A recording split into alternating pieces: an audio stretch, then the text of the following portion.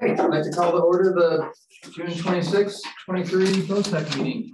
Roll call, please. Ann. Yeah, Jeffrey Bergeron. Yeah, here. Nikki LaRochelle. Here. Chris Tennell. Here. Duke Barlow. Here. Bobby Zanga. Here. Kristen Joyce. Here. And no David Rossi yet. Okay, and just so everybody knows, it's Ann's birthday and anniversary today. Happy birthday.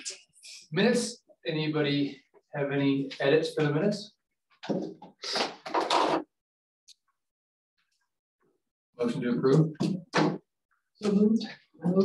Second. Great. And any discussion on the agenda items? And Scott, are we good on agenda for? Sorry. Yes, I'm just here taking minutes. So. Don't speak to me directly. Not in that class. Very stressed. Okay. Public comment. So we're glad you guys are here. Love to hear from you. And I think it's 3 minutes each, and just want to hear your name. But we're eager to hear from you guys and go from there. So. Whenever you guys are ready. Yeah. Taking the speaker over. Make sure you can catch it. We're just going to move the speaker over.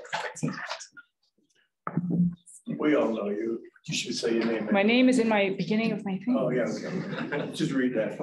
I'm going to tell you, I'm going to use a phrase that I hate, which is the town, but I'm just going to use it because I don't know exactly who is making which decision. So my name is Marika Page, and for most of the time since I moved to Breckenridge in 2008, I have lived adjacent to the Gulch. First as a caretaker at the Breckenridge Nordic Center, then in White Wolf, and now in Chalk Hill. It's always been my understanding that the town wants to emphasize preservation, education, and limited recreation in and around Cucumber Gulch with a heavy slant toward preservation. It's also my understanding that the current Toad Alley Trail was built specifically to navigate through less sensitive areas of the Gulch and to intentionally bypass the most sensitive areas. I support the neighbors' proposed facility community engagement, primarily to build back neighbor buy-in around preserving the Gulch. In 2012, as a full-time town employee, my leadership challenge project was to create and place the no dogs allowed signs that currently adorn the split rail barriers in and around the Gulch. We created the signage as well as hard copy and virtual maps to help dog owners navigate around and outside of sensitive areas. At the time, I was told the town would allow 1 to 2 years for education around dog access and then begin enforcing the no dogs rule. It is now 2023 and I see little to no enforcement. People continue to walk dogs past the signs, play fetch with their dogs in the beaver ponds, and allow their off-leash dogs to splash in the ponds. Often when I try to educate the owner, they'll respond with, "I've been bringing my dog here for years and no one has stopped me before. You're wrong." I get a similar response when I ask people to respect the trail closed signs that they have hiked right past. The current marking system is insufficient, access points are left wide open, and often people don't really know they're in the wrong place until they are well into where they shouldn't be. A hard perimeter around the core of the wetlands is both easy to mark and maintain, keeps people out of the sensitive areas, and still allows them close enough to appreciate the beauty of what we are trying to preserve.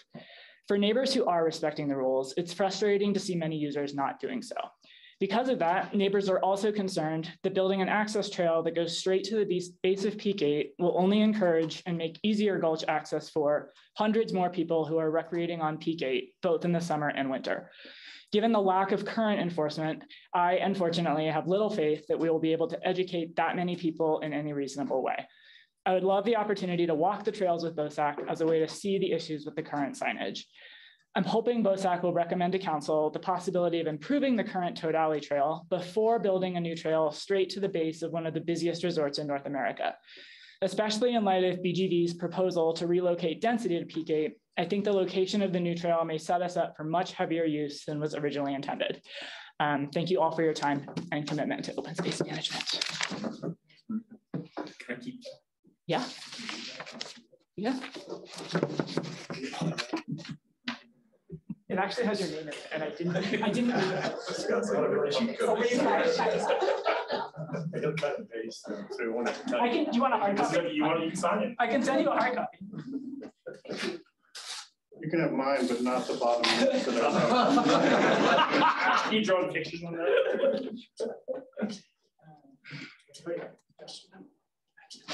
Got it. Good evening. I'm Josh Dayton, the Managing Director of the Breckenridge Nordic Center on Grandview Drive and within the White River National Forest on Peak 7. The Dayton family has groomed cross-country ski trails and operated within Breckenridge since 1960. Protecting the Cucumber Gulch Wildlife Preserve as a delicate natural resource that provides low-impact winter recreational trails is an honor and our passion. We understand that the Toad Alley Trail is to be rerouted to the base of Peak 8 for summer access, and that the remaining portion of the trail will be closed during summer months. This comes as a surprise to us, and like our neighbors, we are saddened to see more trails eliminated. We wish to find an alternative solution to the rerouting and have some concerns. It seems that the new trail portal will be moved away from a quiet and hard to find access point at the Peaks Trail to the highly populated recreational area at the base of Peak 8. We believe this added exposure will draw greater crowds into the Gulch in the summer. My parents, Jean and Therese Dayton, and our family are concerned that the new summer trail may also draw unwanted winter attention, especially as downhill skiers already use the groomed trails to walk long distances to homes and condos. The resulting boot post tolls, as some of you may know, are frustrating to us and our paying Nordic skiers and present additional safety hazards for our guests. Our priority, as always, is to protect the preserve and continue to enjoy a seamless year-round trail system. Thank you for keeping a high priority on maintaining all of our beloved community year-round trails. Thank you also for protecting the wetland gulch and your dedication to balancing outdoor recreation and environmental stewardship. As the operators of the Breckenridge Nordic Center, it is an honor to be guardians of the PMA while operating world-class cross-country ski and snowshoe adventure trails. We are more than willing and would like to participate in further discussions to help find agreements and make trail plan decisions that are best for the Gulch and all neighboring stakeholders. I do have a question. May we please discuss this further to find better solutions for all invested parties here? Thank you. And thank you from the Dayton family.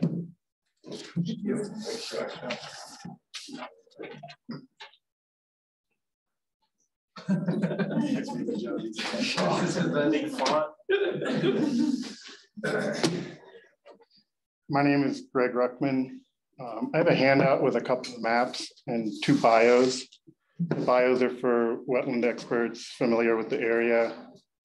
One worked to limit the expansion of the ski area on Peak 6 previously, and the other has done work for me in Park County. Both of these wetland experts agree there are concerns about opening the new trail to the base of Peak 8. Both think it's worthwhile to explore alternative options for the hiking trail, as well as the ski trail and snowshoe trail. And that's all we're asking for, is the chance to try to find an alternative solution after getting experts together in a room with all of the stakeholders. When I met the town's wetlands expert, I felt confident we could work with her, and I want to do that. And we have time to explore options. We have time for experts to review them. The Cucumber Creek, thanks to all of you guys, is really healthy right now. It's rated, quote, highly functional by the town's wetlands expert. The town's expert also said it's been getting healthier the past 10 years while we've been using the current trails. Also, currently, the town's group tours are still telling people to meet at the Peaks Trailhead and using the trail that's going to be closed.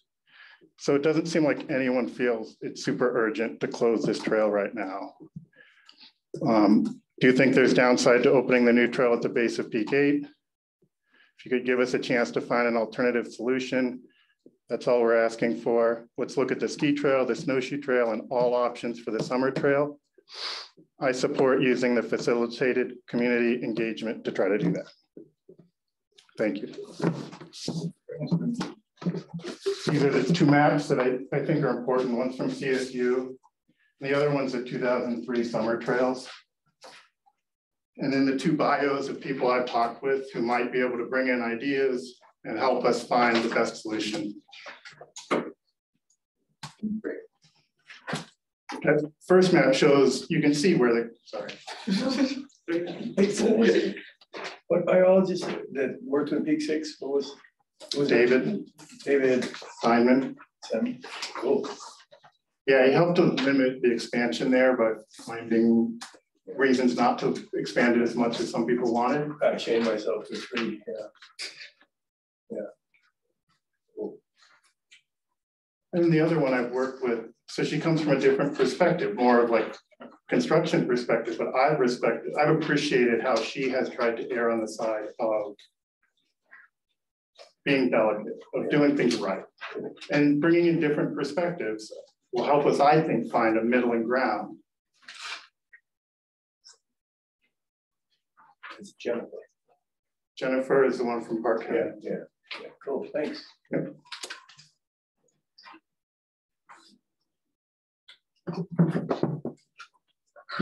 Good evening. My name is Jonathan Desimone. My wife and I just moved to Chalk Hill at the beginning of the year after spending a number of years out here, but we've now moved full-time to Breckenridge and are really excited about spending more time in the community. I've met Greg and others as part of my involvement in the Chalk Hill community. And it seemed like as I learned more about the process of the trail rerouting, that there may be an opportunity for some community engagement to assess what some of the options may be to route the trail and accomplish everyone's objectives, both obviously for tourism, but most importantly for respecting the gulch and keeping it healthy. So I appreciate your time tonight, and that's really all I wanted to share. Thank you. Desimone. Give me the first name again. Yeah, it's Jonathan.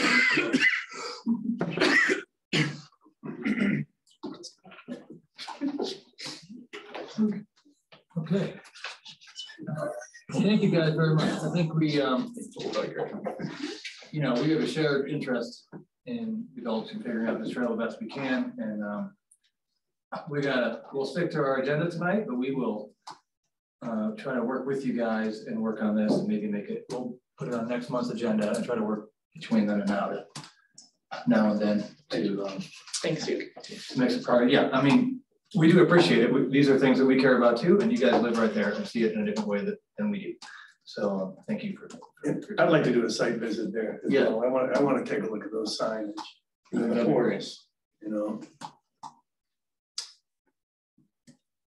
Prior to the next meeting, let's finish that thought, or it's not going to be, I mean, I guess I would recommend it wouldn't be before July 6th. Yeah, we really couldn't say we're the government. We don't want to get arrested.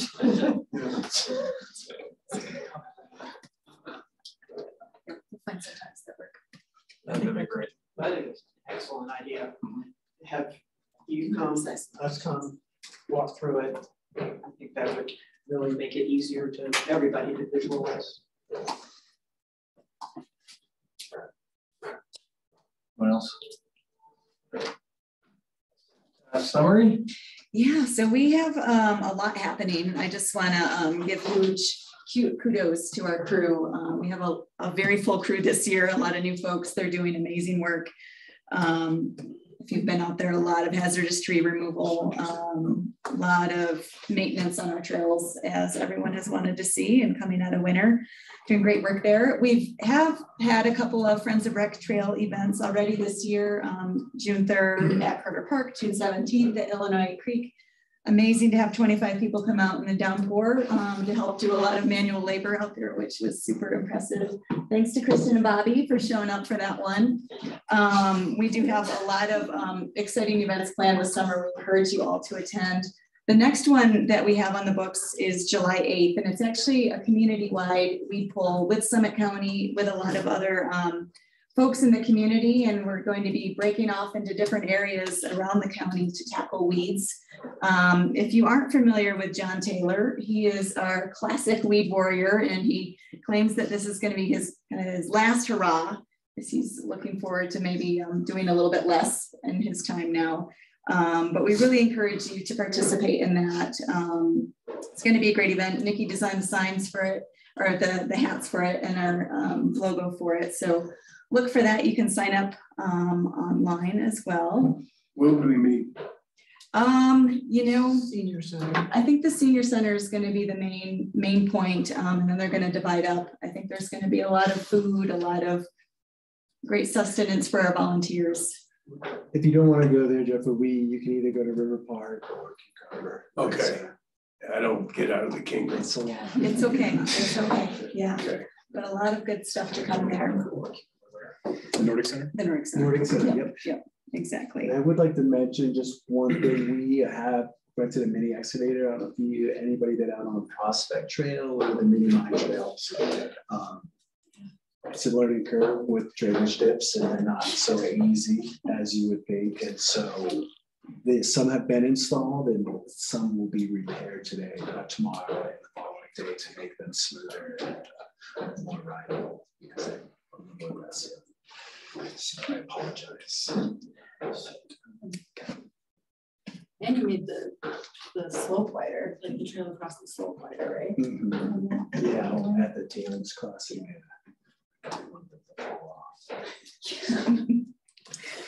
Learning curve with new equipment, but we have such a great crew. One thing that I think a lot of you have already noticed, the work that Excel did at B&B, replacing a lot of the power lines, replacing some of the structures there. The project managers that we've been working with have been great people. Unfortunately, their contractors that they hired to do the work went rogue. Those contractors have pretty much been let go, but they cut some new swaths that they were not supposed to cut in areas where they were supposed to be doing handwork, mainly for some of the guide wires for those poles that went in a little bit more towards the Sally Barber end up the hillside. And thankfully the county, because this falls under the county jurisdiction, the county permit has a massive, I think it's probably close to a $400,000 bond on this project. Excel is very committed to restoring and doing what they can. And thankfully there is this huge bond that forced them to do it.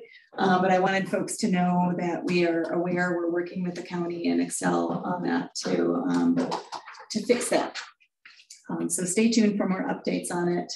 We hope we can get that resolved this summer. Yeah, and do you know their timeline by which they're supposed to have remedied or re-vegged? You know, I think it was this summer. Yes. Really?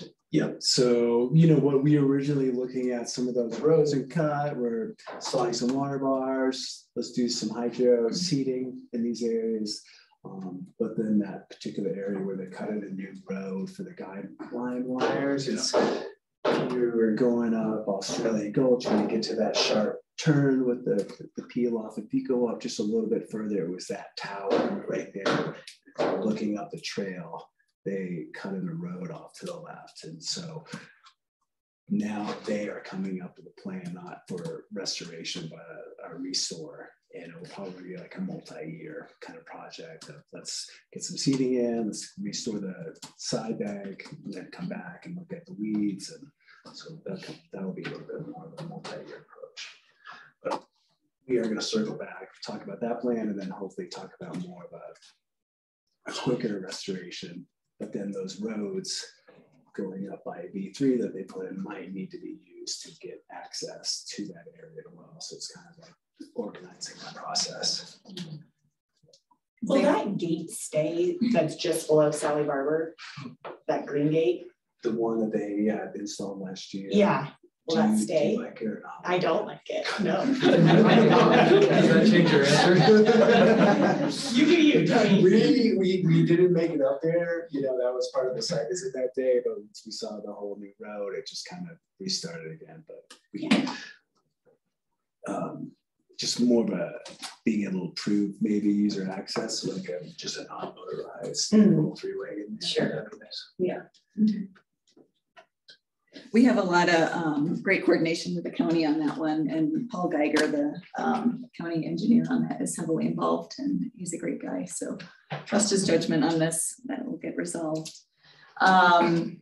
Thanks for all the follow-up on the Keystone drill. We did have a chance to meet with the county and with Breck History out at B&B and settled on a location that is just a little bit to the east of the very start of the B&B trail. There's kind of a nice natural clearing, and it's right along that interpretive trail. And I think Breck History really liked that, and they have a consultant with Norris Design that they're working with and thought that would be a really feasible location. Pretty easy for us to help design a wheelchair-friendly trail to get to that. I think Breck History is really trying to think about maybe only having like 2 or 3 sides that you view rather than walking around the entire thing. But right now, they're working with Norris Design to see if maybe they can find a kind of a prefab structure that will go over that. But the county has determined that they don't need a grading and excavating permit because it's such a short distance in a really small area that would be disturbed there in the dredge rock. So we'll keep you posted on that. They're really in the design and kind of site planning phase right now, so it won't go up probably for some time. Maybe in the fall, could be as late as next year. I went there today, just checked it out. Yeah. Yeah, it's, how would they get it in there? I mean, it's pretty flat, it's open, but obviously that thing's not gonna roll, so it has to be like on a trailer and then they'll get a lifter and then pull the trailer. Okay. Exactly, which I mean, thankfully they can get into the B&B parking area and it's short distance over there. That's it, it's a nice location. Yeah. And will it be ADA compliant or just wheelchair? Nope, wheelchair friendly. That is a lot easier for us to be able to meet. The ADA standards are, I think, 0.5% slopes and a lot of maintenance requirements. With wheelchairs, we can do a 3% slope, which works for a lot of our topography. We can do a really compacted base. It's a lot easier for us to maintain and construct in the first place. ADA is 5% slope? 0.5. 0.5, gotcha. Yep. So really stringent for full ADA, but wheelchair, it's a little bit lessened from that.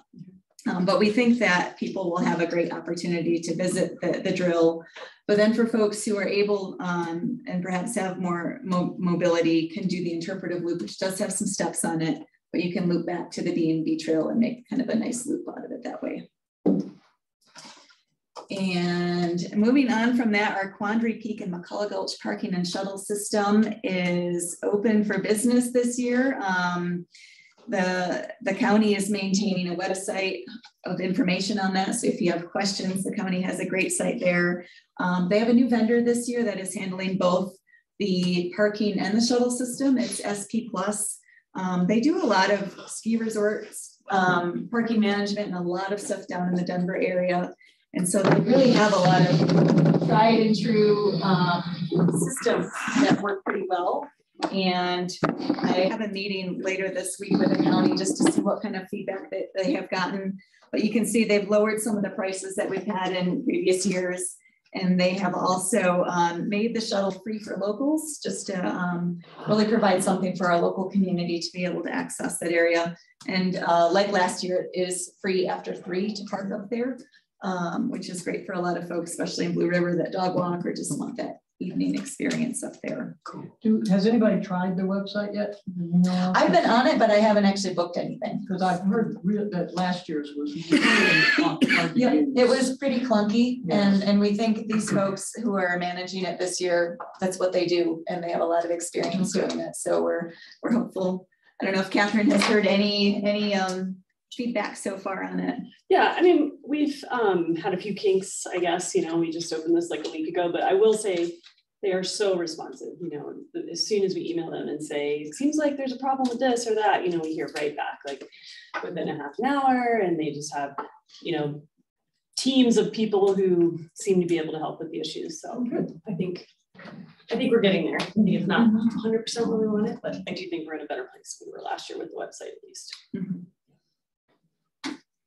And our naturalists have been doing kind of double duty roving in Cucumber Gulch, but also setting up a couple of interpretive stations. They set one up during our Friends of Breck event at the Troll. There's a lot of traffic that goes through there, so a nice opportunity to educate folks and provide a little bit of local knowledge. Just so folks are aware, we talked a little bit about this at our site visit, but we are partnering with our Streets and Parks Department this year to hire a weed contractor for some of our most dense areas of noxious and invasive weeds across some of our open space areas. So we have a contractor that is helping with that. I know our Streets and Parks are really thrilled with him. We also partner with the county and their weed control program on a lot of our jointly owned open space properties. And then we have a separate contractor that will do hand-only work in Cucumber Gulch, and they're going to be starting July 12th in there, just because we have stringent requirements for that in there. And Race Breck series is off and running. A lot of great events that are taking place on open space. If you need more information on that, there's a link here in the packet. We are also trying to hire an open space and trails coordinator. That position is still posted right now. If you know of anyone, send them our way. We've had a couple of good applicants that we've been interviewing and have another interview tomorrow to go through. But hoping to get that position filled just because it's a busy summer and we could use some more help. And then finally, our forest health, the Peabody Placer project over by the Highlands. Our Colorado State Forest Service, which they're unfortunately understaffed and trying to juggle a lot right now, had a conversation with the contractor a couple of weeks ago and felt fairly confident they might get started that second or third week of July out in the Peabody area. So we have posted a lot of signs, QR codes at intersection, or actually we're going to be doing that July 1st. We'll put up those signs just at every trail intersection so folks know how they can detour around that site. There will be some temporary trail closures in that immediate area of Upper Flume, Middle Flume, and they will not close trails on weekends though. So those will be fully open on weekends and also for events. And have they reached out to the HOAs? Yep. You know, the contractors were given 2 years to complete this project. We did a lot of site visits with all the HOAs last year. Contractors didn't get to it last year, so they have from July 1 to October 31st to finish the project. We wanted them to wait to get past the spring calving season, so we anticipate they'll be there in July and probably will be on site for about 3 weeks. They're going to open up an access road and go unit by unit, and we're hoping for a lot of good coordination with them so we can understand kind of where they are each week working. And we'll continue to update our social media and put the word out on that. Anyone have any questions? There's an example of kind of one of our trail closure signs that will be going up with QR codes, just showing the reroutes. This is different than the closure that happened this weekend, but same trail, right? Yeah. Okay. Similar area. Okay. Yeah. Different project. Yeah, so what if Tony can speak to that, this Wednesday through Friday, there's going to be a closure on the Upper Flume. Our streets and our engineers are working on some drainage issues. And yeah, so the Highlands in that particular area, they have been using the old flumes as their drainage system. And they're over 100 years old with a lot of sediment. So they're starting to build up and then send water into houses, basements, and flood them. So this will be a new infrastructure and drainage structure that will take a lot of the road runoff and put it down near our open space property and avoiding houses. But it will just affect that little section of like the flood for a few days. Tony, I was just going to ask how the new crew's doing and how early summer's been. It's been good. You know, it's been great having a full crew on. And they're super excited. They're young and excited and lots of energy. It's nice. We've been really enjoying that. It's been good. And one really skilled tree cutter yes. staff too, which is helpful with all of our hazardous trees. And I don't know if you guys noticed, but we've been really focused on cutting a lot of hazardous trees in the trail corridor. So it's been really helpful, and he's been very knowledgeable and instructing other crew members too. So it's been great. Yeah, you guys are on it.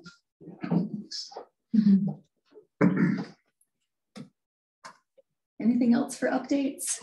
That's a lot. Yeah. Yeah, a lot happening. Any questions or comments on staff summary?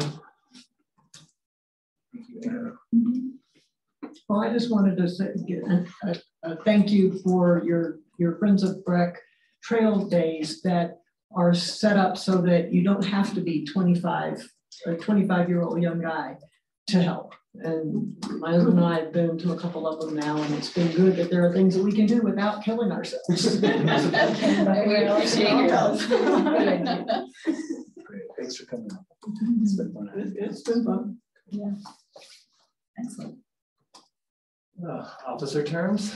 Yeah, so this was brought up in the spring of the year, the idea of changing our officer terms, our chair and our vice chair, from 2 years to 1 year, which I think is also consistent with Planning Commission and maybe some other commissions that the town has.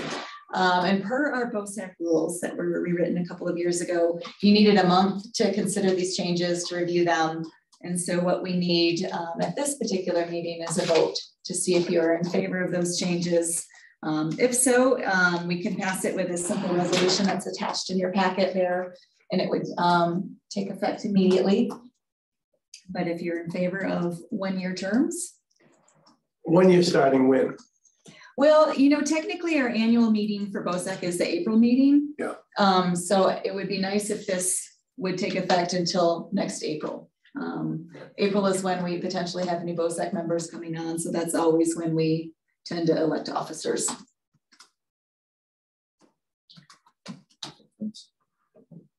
Anybody have any different thoughts? I'm kind of lukewarm on it myself, but you know, I mean, I'll listen to reason.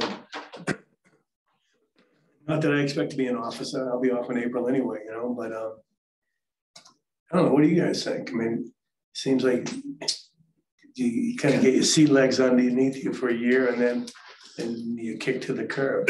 Depends on when you were brought onto BOSAC. I think that's kind of the intent is it's for the off year election so that they'll have as much opportunity to hold a chair position as people that are I can see that.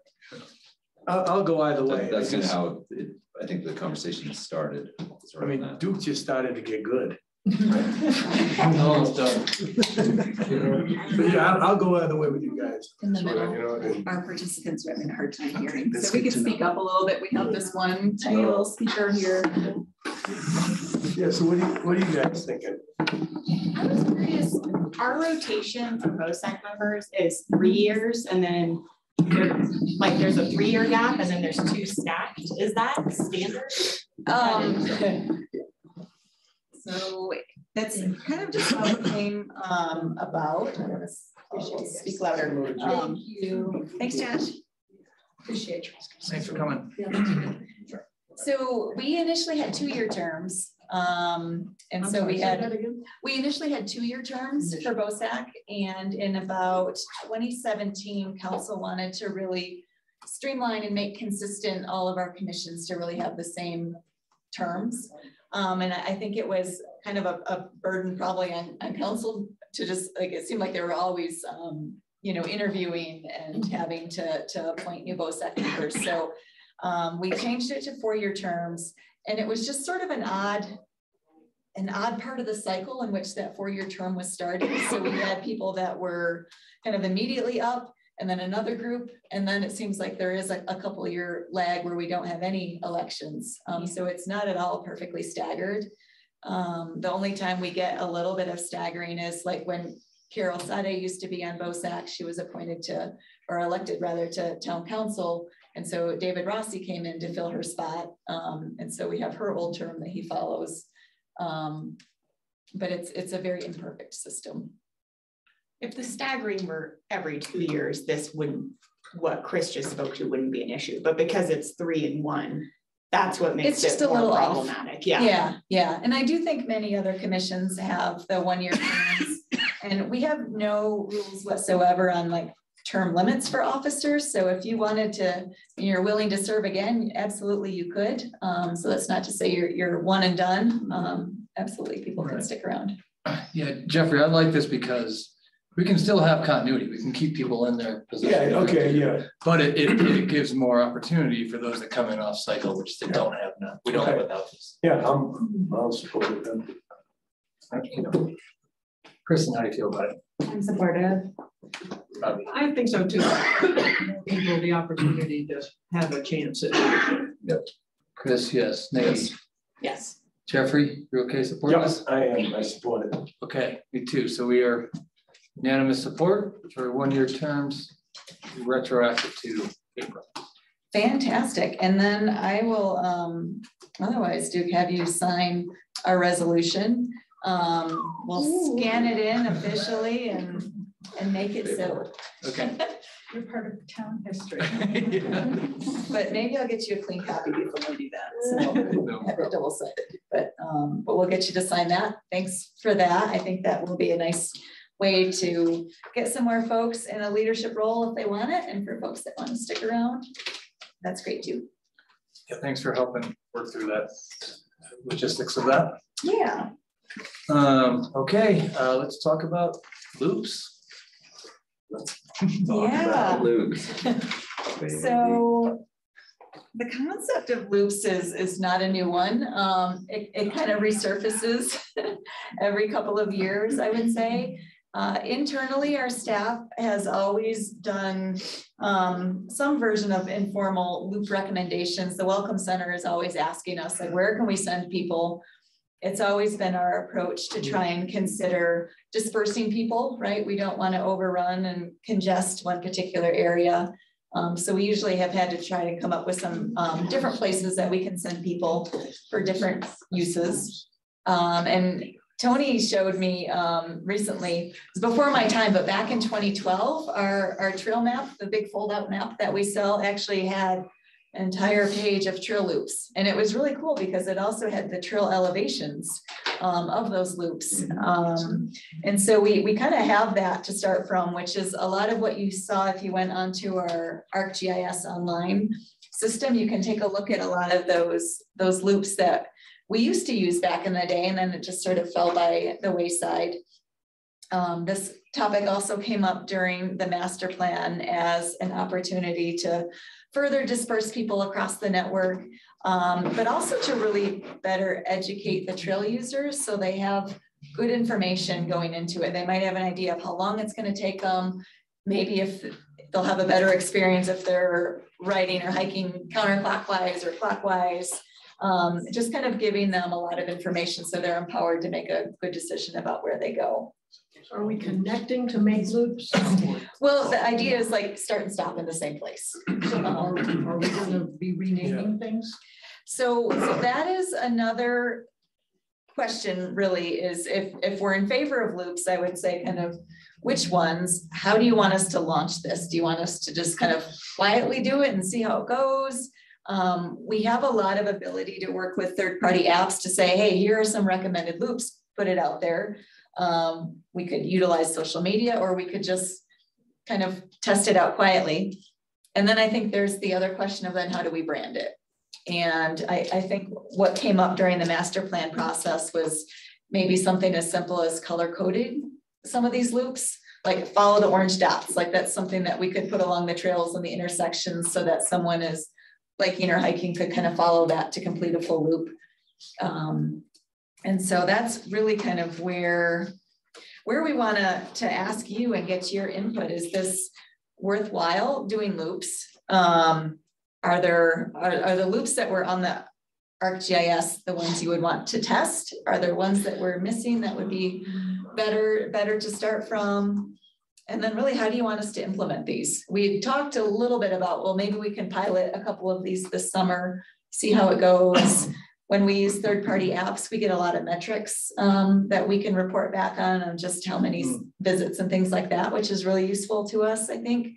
But we can kind of go big, we can go small, and then we can figure out also how we would like to brand these, whether it's a shape, a color, something really simple and hopefully not text-based, which I think is complicating things with all of our trail names. And just on the third-party apps metrics, like can we see from Mountain Bike Project how many people, like traffic on some of our trails? I didn't know that we had this. So it would be more of who's clicking on that loop. Did you click on the loop? Got it. Would be, so we wouldn't have like a direct on the ground. And I know they have the heat maps. I don't know if we could correlate that somehow with previous last year's traffic and see how that increase. But definitely it would just be more like clicking on that loop and we'd see. What worries me is the wayfinding aspect of it. And especially since I wasn't born here. So a lot of these names I have to learn. And now if we're trying to loop them all together, what am I on? Well, and I think when I was initially for loops, it was exactly to solve that problem. When you go to B&B, for example, you see a group of people stopped at the bottom. You see a group of people stopped when they get to the mine road and when they get to B3 and then when they get to the creek and so if you, and that's, that's so second nature to someone like me is actually like probably 4 different trails, right? And so to have, I was envisioning like if you go to B&B parking lot, you can do like follow the green dots or follow the blue dots. And the green dots is like the classic Turks loop. And the blue dots would take you longer and do V3 and come back down Sally Barber or something like that. So you can like go to a point and have 2 different options. And then you would follow the color, and it would have to be very well marked at all the different intersections we have. Yep. But I've seen that in other places, and you get there, you see this map, you see 3 different color options, and then you follow that color. Mostly abroad, I feel like I've seen that a lot. And then you don't have to really pay attention too much to every name change at the intersection.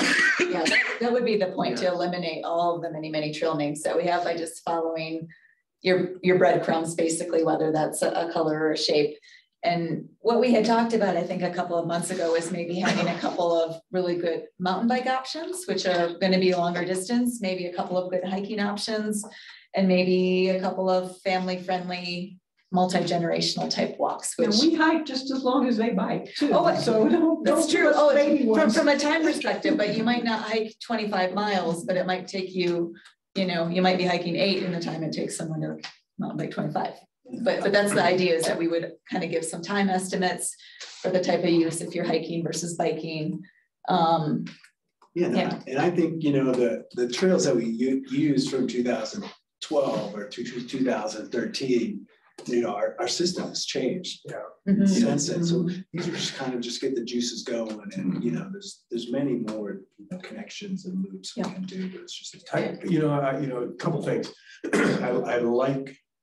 And you know, this is for the visitor, not for the local. Local's not gonna mess with doing a loop. But when we travel, Ellie and I, when we bike at a different area, yeah, we do loops. I would caution us that don't have like anecdotally that the loop is one particular direction. I do like the idea of Ann's idea of having a kind of a shorter loop, a longer loop, and a hiking specific loop, with the hiking specific loop and the longer and shorter loop all welcoming multi trail users, not kind of a mountain biker or hiker only.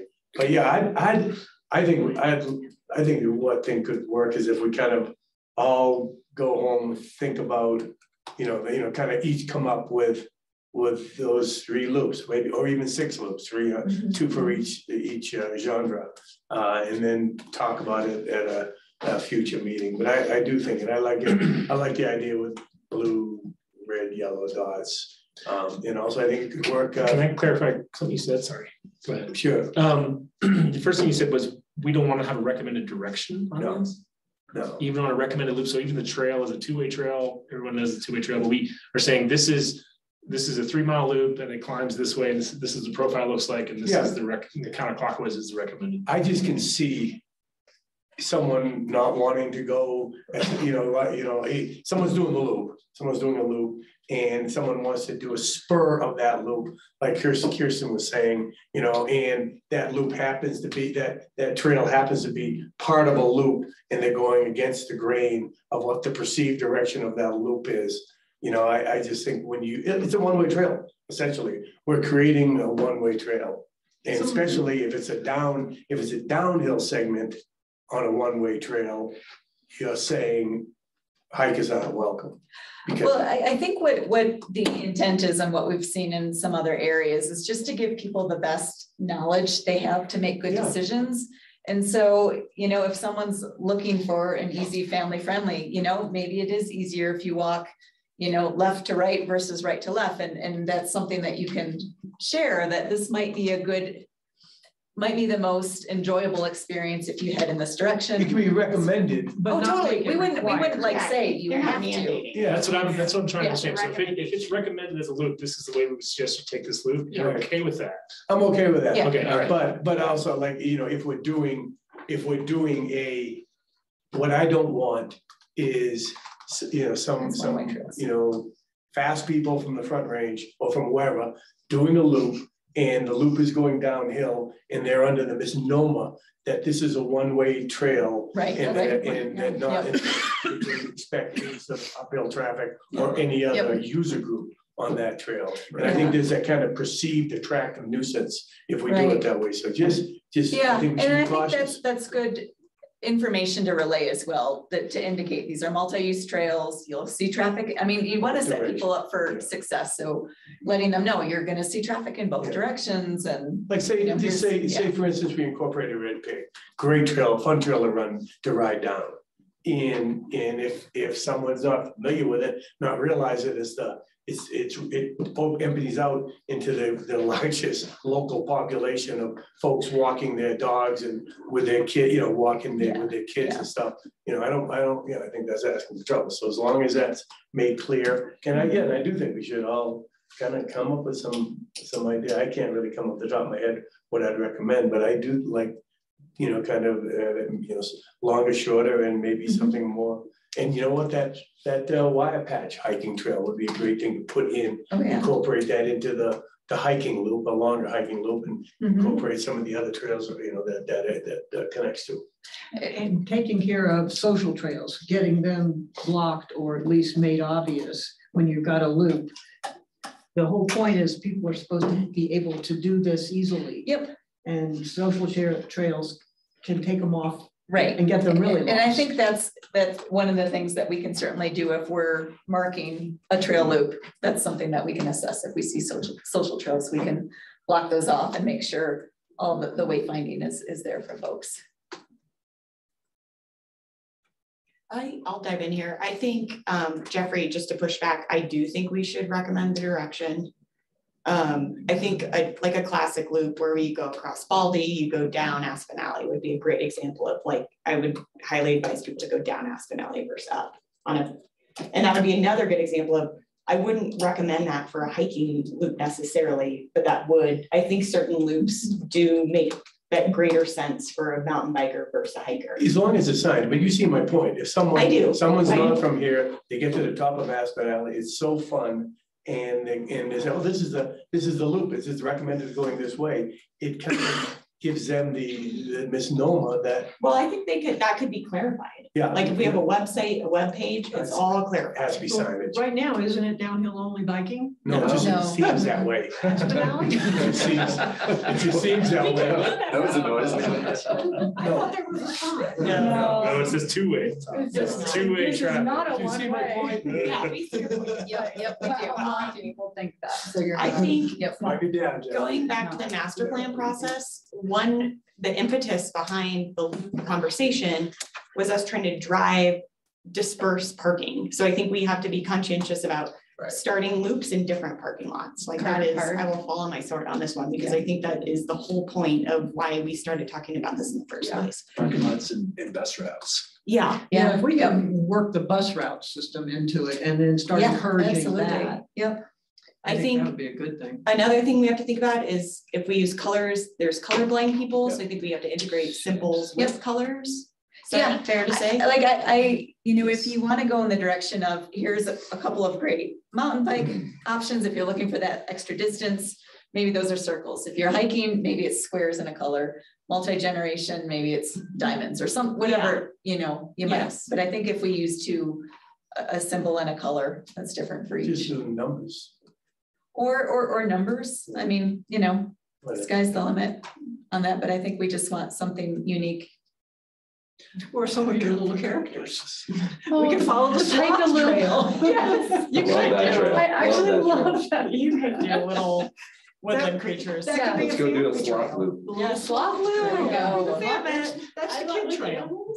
Yeah. I mean, actually, animals are great for kids, like for wayfinding, to be like, find the bunny, like the red bunny. I mean, that truly could be really effective with children. Yeah.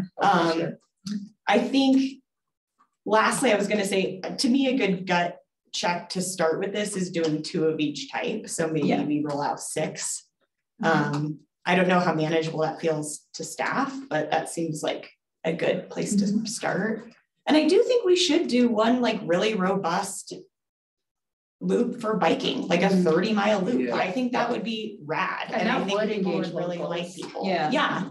And if you wanted, and I know you're presenting this, I like the idea of us figuring out if it's sort of a soft launch or like a really firm eager launch, but you could do some type of like Strava competition or something where you're like branding or you're launching it like who can do this loop the fastest or the most or whatever, but you can create a loop on Strava, and that could be a way to utilize a launch. And in the interest of equality, can we have something similar for hikers? Well, yeah, this is for, I mean, we're talking two bike, two hike and run. I think runners as well. Yeah, runners and hikers. Yeah. But if you've got one that's only bike, can we have one that's well, I'm only not saying it's only, I mean, there would be runners that would run a 30-mile loop, but I think it's like the intention behind the loop design does need to be driven by the user type. I'm not saying you are excluding user types, but I think you should think about what would be a really cool 30-mile bike ride. And that should drive the decision. And what's a cool 5-mile hike? Like, what's your favorite? And I think it's driving. I'm not, okay, Bob, do you see the discrepancy? Or like, I'm not saying it has to limit the user group. I'm saying it's the intention is focused on different user groups. I thought you were saying. No, I don't think there's any exclusivity here. So for those loops, let's think about what's best for hiking and the same for biking. Yes. But they wouldn't be restricted. No, okay. No, not at all. I thought that's what, but I do think there's a distinct, if you're like, hey, what's your favorite 30-mile bike loop versus your 30-mile running loop, they would be completely different answers. Yeah. So that's what I'm saying is like the thought process behind designing the loops. And at the trailhead, it could make it clear. I mean, you could have information at your trailhead so that somebody who really doesn't want to do a 30-mile bike ride, who wants to walk, could walk part of the way and turn around and come back. But it makes it clear that really this is something that bikers are going to enjoy. And that's fine. I just don't like it. I will follow. I will not agree with anything with Strava. You know, I don't want people trying to set a record on any of our trails. Yeah, I don't want competition on our social trails. Can I ask you in general, how do you feel about us like kind of going, I guess, using every avenue, like our social media pages, our third-party apps, our welcome center? Are you okay with us pushing that information out there? Not trying to get people to race it, but just kind of that more full launch, I guess. Or are you preferring a softer approach? I've commented. One question I have is how easy is it to undo this on a third-party app? You know, like once you put a loop out on Trail Forks Mountain Bike Project, can you take that away if we decide that did not go well and people can't find it anymore? Yes. Okay. Yep. And I think we would want to change and update these over time. Yeah. I think Tony and I were chatting like, well, maybe we'd stick with these for like a year or summer season, whatever it might be. But maybe next year it's an entirely different loops, just so that we are, if we can come up with that many, right? Just pushing people out to different areas. So one particular area isn't getting like hammered all the time. Some could say the same, some could change.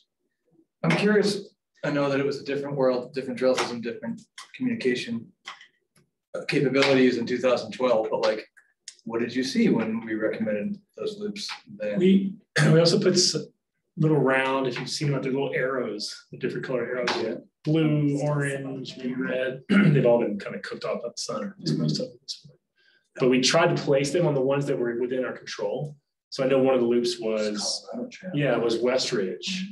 And we didn't do anything because it was on the National Forest. It was like, hey, you're gonna find your own way. Here's the recommendation, but it had elevation profile, it had distances, all that stuff. So ones that we worked with the county and kind of like joint properties, we put them on for like I think one of the loops was B&B and Extenuate, for example. And I know we had like orange arrows that followed it around that loop. I would say this was at the time when there were no online apps to speak of. Yeah. I mean, at least directional wayfinding maps. And so we were printing maps. That's how we got the word out. The map was a big priority for us. And where'd you put them? So this little circles were on not trees, but on the access posts at every junction. How do people know to follow them?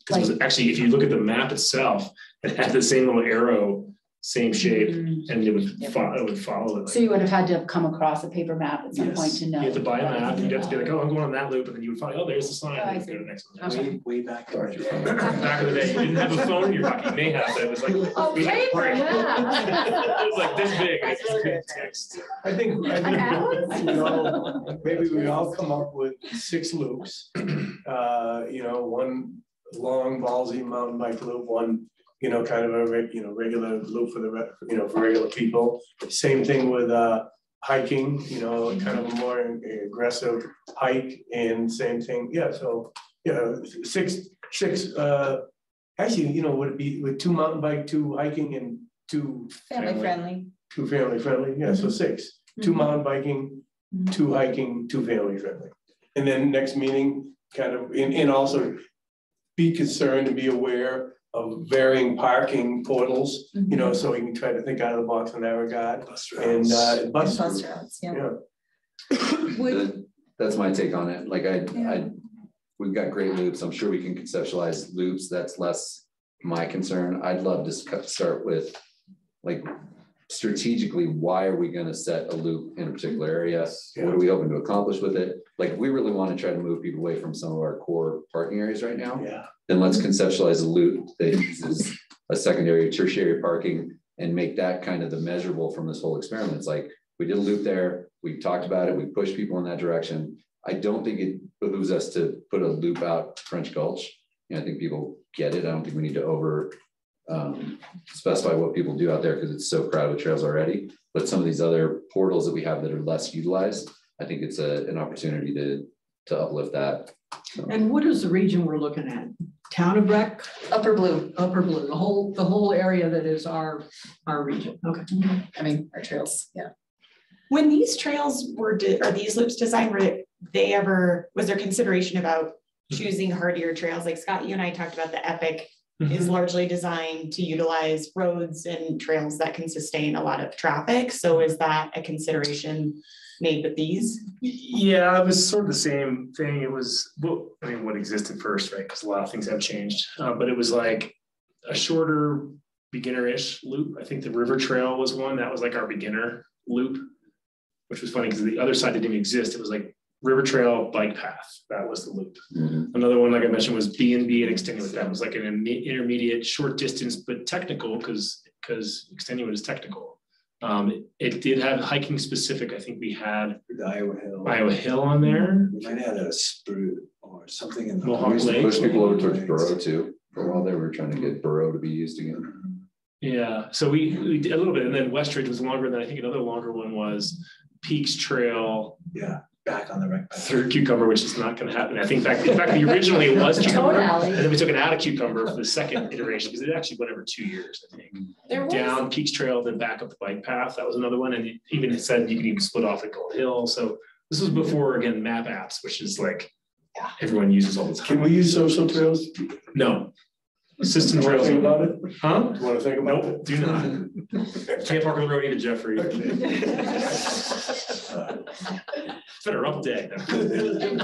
Following up on Chris's recommendation, are you all fine with that kind of timeline? If we were to bring ideas, staff, we can do our homework and maybe come up with some whatever branding ideas and bring them to the July meeting. If we could decide then, that would give us hopefully still some time to get them marked and out on trails to do a launch this, midsummer. I mean, fall has been lovely the last couple of seasons. Did we decide on a soft or a hard?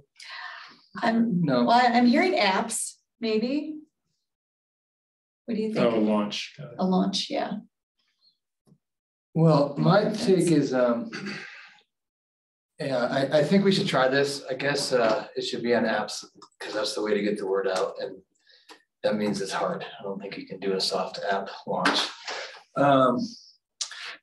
And I think about DTJ recommending this as a great congestion tool.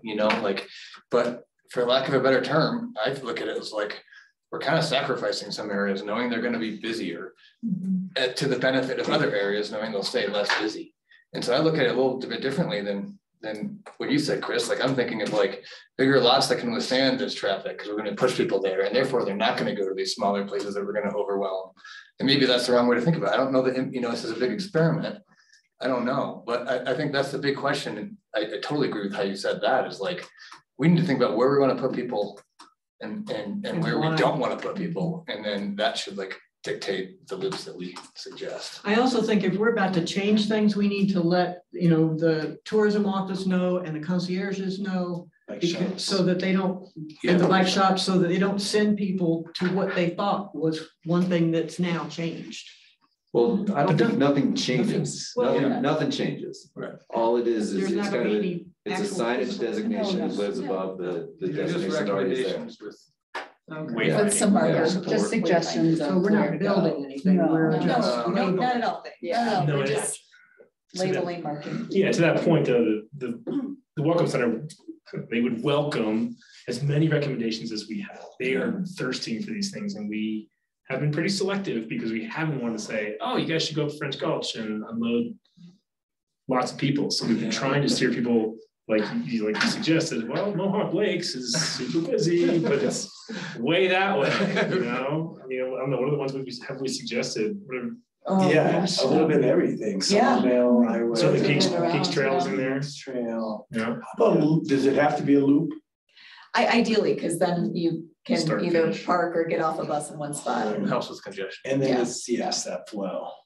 This might be a Duke question, but I'm curious about doing a loop at the ski area and the possibility of getting Let's do it. folks. Well, and what is the feasibility of that? Like a burrow trail to ski. Well, even Well, I just would the say actual, peak 9. proper, peak 9, peak 8, like swinger. Peak 8 has so much downhill traffic, it might be tricky, but Mhm. peak 9 would be feasible. Yeah. And nice. That'd be Just be a good Yeah. way to get people, we like forget about the west side of the That's a valley. good, that's a good point. So. Leave that for us. Kristen, what are your thoughts on all this? I don't know. Every time I hear someone talk, I'm like, I like this. I kind of agree with you, Duke, like to have one in French Creek because we just don't know, like if it's going to drive more people there or those people are going there, and do we want to sacrifice trails that we think are like more like less used right now and get them on the map in a way that we've got Mohawk Lakes on the map 10, 20 years ago.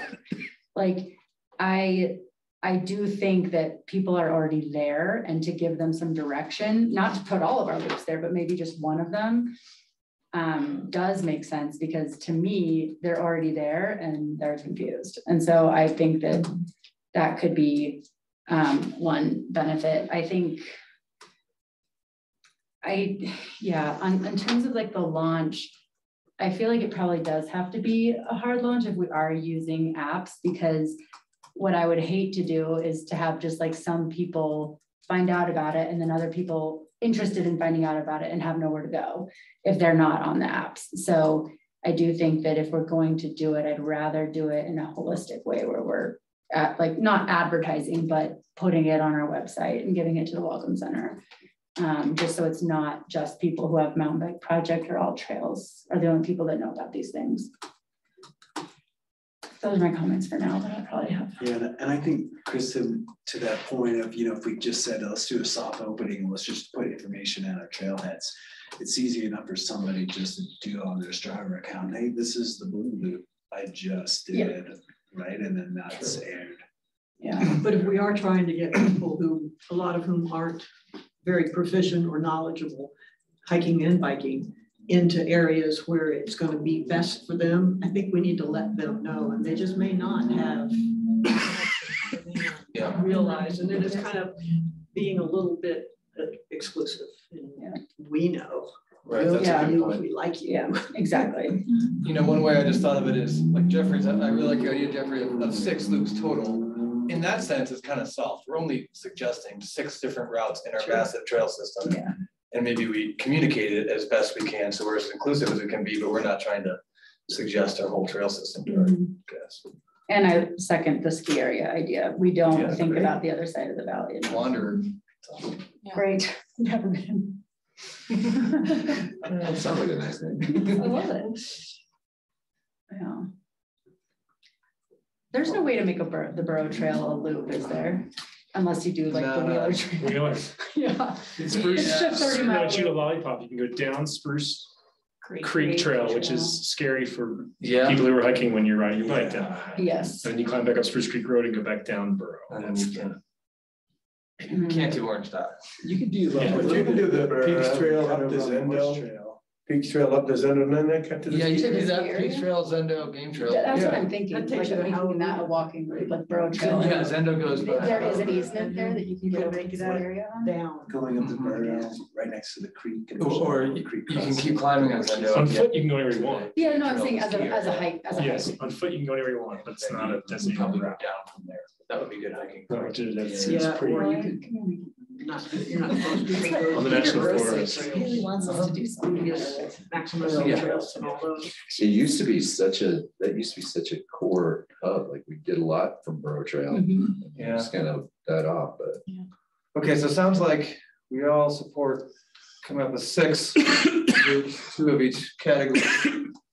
Are we good coming back in July and trying to hammer out which ones we want to recommend? Or would it, I'm just wondering, would it be better to send those to you sooner? Yeah, you know, if you could do that, that way we could put together some maps, some profiles, show those elevation profiles, maybe some recommended timeframes or, you know, times to do those distances. And maybe we could come up with some mock-ups at our July meeting and just make it a little more worthwhile. Let's give us a deadline. What date? Let's see.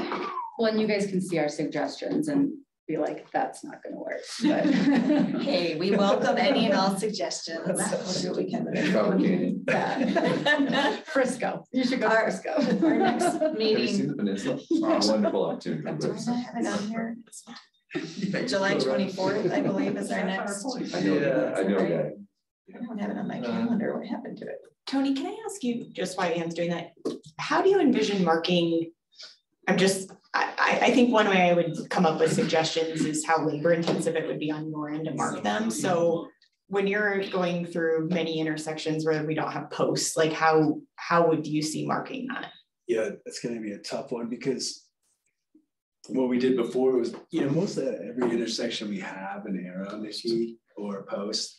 And what we did in the past is we used that post as our marker, and the colored symbol had an arrow, so then we could direct people. But then when you take into consideration of, you know, colorblind and using symbols, so we take away that arrow, do we need to install an additional marker post to add that intersection? Still trying to figure that one out, but I really want to take that into consideration. And what's the easiest approach to do that? I was just doing McCullough Creek and Gulch, and it was all on trees. All of the direction, just about all of the directional markers were just nailed into trees. Where was this? Lower McCullough Creek and McCullough Gulch. Yeah.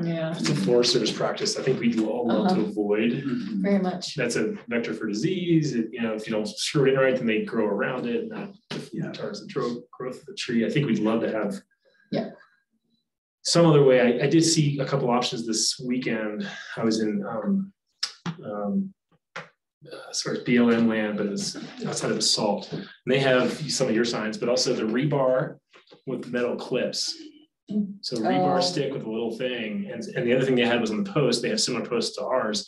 They have little things that actually flag off of them. So your little orange triangle or whatever that looks like is off. So here's your post. It's actually screwed in, but it hangs off the side. So that's what you're looking for. It's a little more of a trigger than another dot. So whether that conforms to our design, our sign concepts is another question. Carcinite too? You can do carcinite. Yeah. Are there really that many colorblind people that we have to redesign around? In the world of accessibility, it's definitely a thing. I mean, I know there are. I just didn't know if there was much of a population. I don't know if you can come up with 3 colors. Chris's color. Can I show you? And when would you like the deadline to be? You know, if our meeting is July 24th, give us some time to work back from that. Yeah. Could you get us something by, Sure, Tony? you want some more pudding? About 2 weeks from now? That's July 10th. gathering. Yeah. That's great. Because we do have to get them in the packet and stuff, which needs to be ready by around the 19th or 20th. Does anyone have a problem with So joining? this is just us sending to staff what loops we have. Whatever. Tony Yeah, says. that we can, yep. Okay. And what your recommended use type is. Yes. Okay. Catherine, how do you guys feel at the county with this loop proposal and using some of your shared trails? I mean, I think you guys are putting it really well. The things you're considering. I mean, Duke, you like captured the essence of what it means to be a land manager, right? Is like, do you disperse use or do you concentrate use? Do you look at places like the Troll and it's like, yeah, it's really popular, but you guys have hardened the whole surface. You have the whole ice rink parking lot there. That's a place that makes sense to send people. And I think if Paul Summer were here, he would say the same thing. You know, think about it from a perspective of where do you want people versus where you maybe don't want people. Think about that dispersing use versus concentrating use. Think about access and parking. And yeah, we probably don't want to have more than one loop out of the same parking lot just in case it does drive a little more traffic. Yeah. But I think you guys all had great points. And I mean, there's so many loops on these apps already. I don't think we're going to drastically change behavior by helping people from out of town find some good options.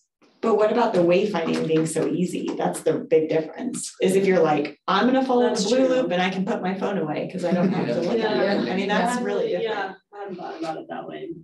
I guess potentially that could be yeah, something to think about. Yeah, I think we've had these, we've obviously had this before, and I just think there's so much information out there about on the internet already and on these apps. I don't have like significant concern about having some good places to send people where we feel like we have good access. We have places that can handle a little bit more use and where we want to like show off our good work. I mean, there's something to be said for that too. So. I would just, one last thought is, I've noticed like when the Firecracker 50 course is marked or even the local races, people love it because they're like, I'm just going to follow the very obvious markings and I don't have to think about it. So I think, yeah, cheapskates. But I think this could be really a good thing because of that reason. Yeah. No, you're right. If you're putting your phone away, it's going. Yeah. Especially in our truncated trail system where you have an intersection. There's so many intersections. Yeah, I think it could be really great. Yeah, I think we should have like one whole Chantilly loop.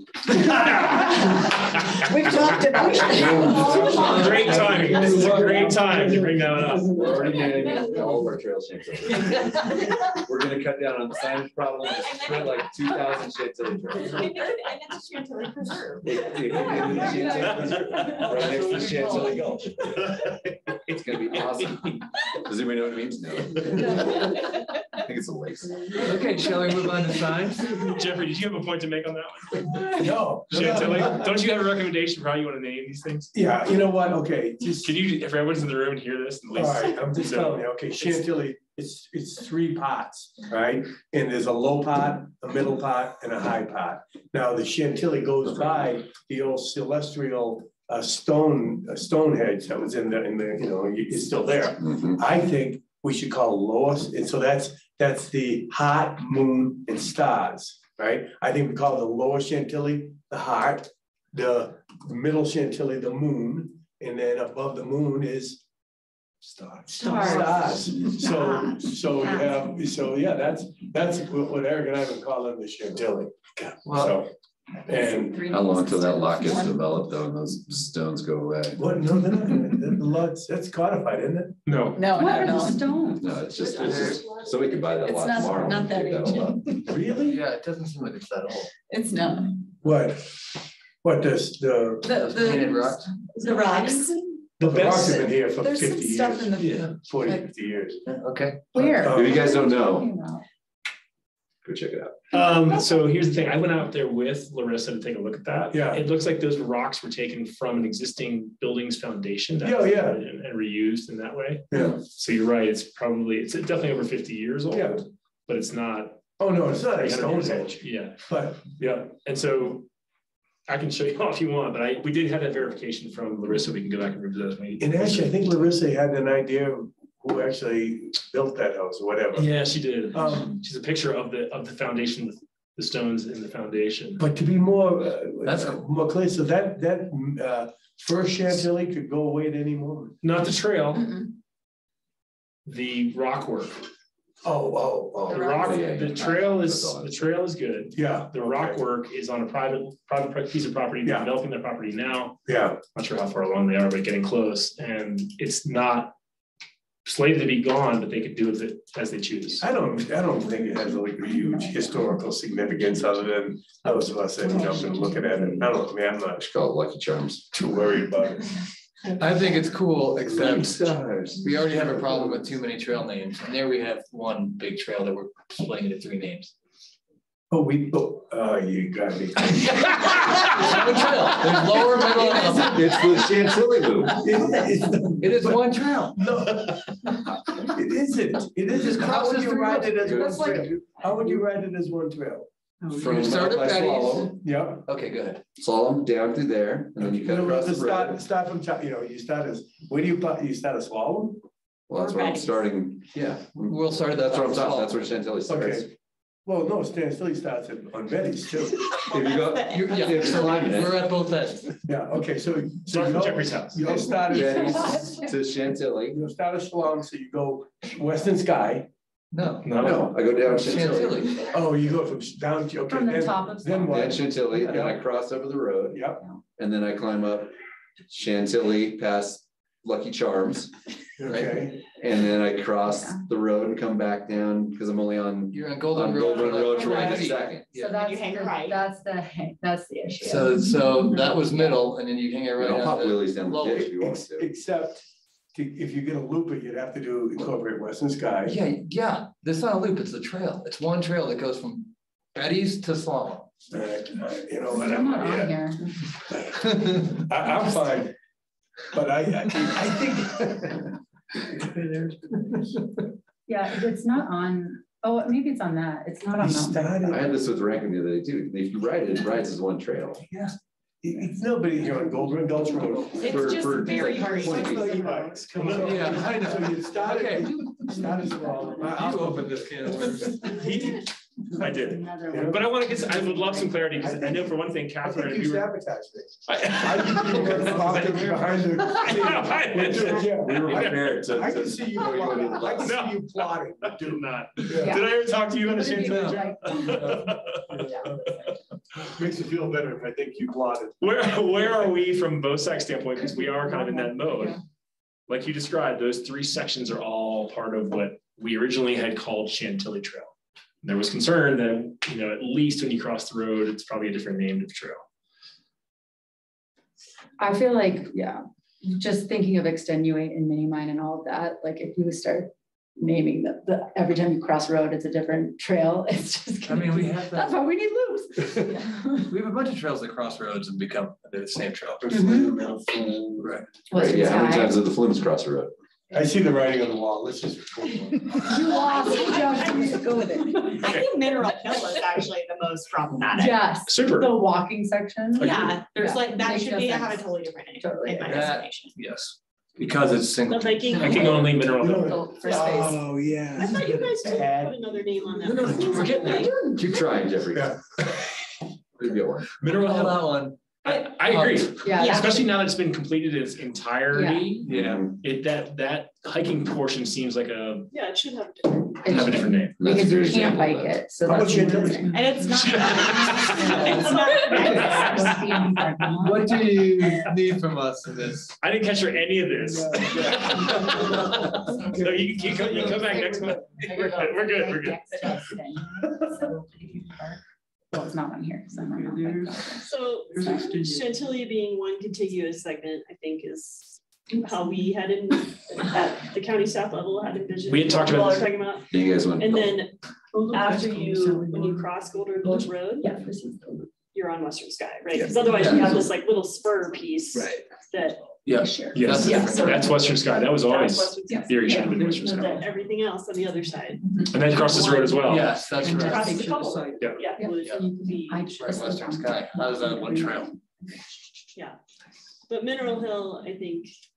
Hiking trails should be something else. I guess I am confused because I thought it already was. I've seen the name Hiker's Gold on maps. Oh, that's new. My wife calls it I've butt heard burner. Yeah, booty burner. Butt burner. Yeah, I've read You that. guys like that better?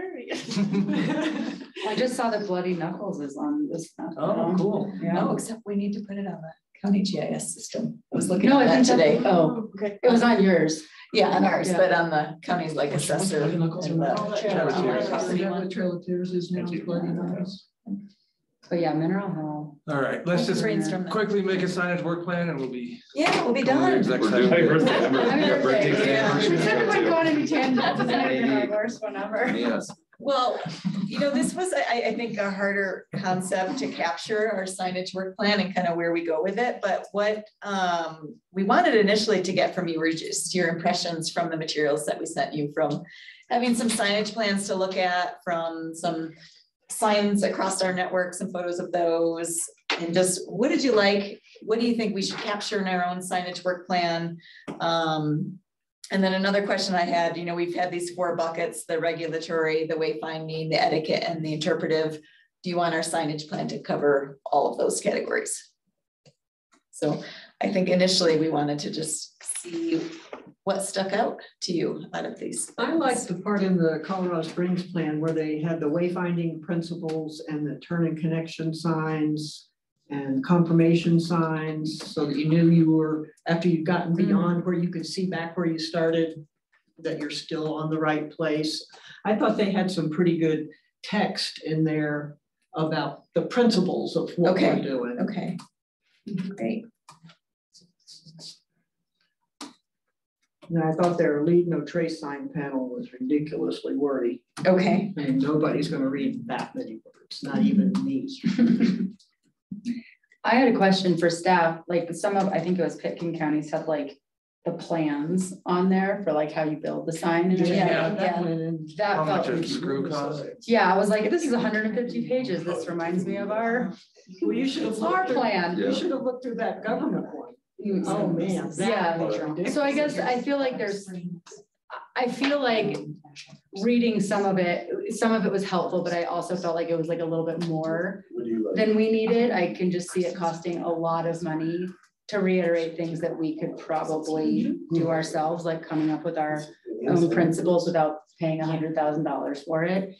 And again, like with the, I don't know if we need like, but that would be a question for you is, do you need detailed plans for that? Like where the screws go and everything, or do we have that kind of down?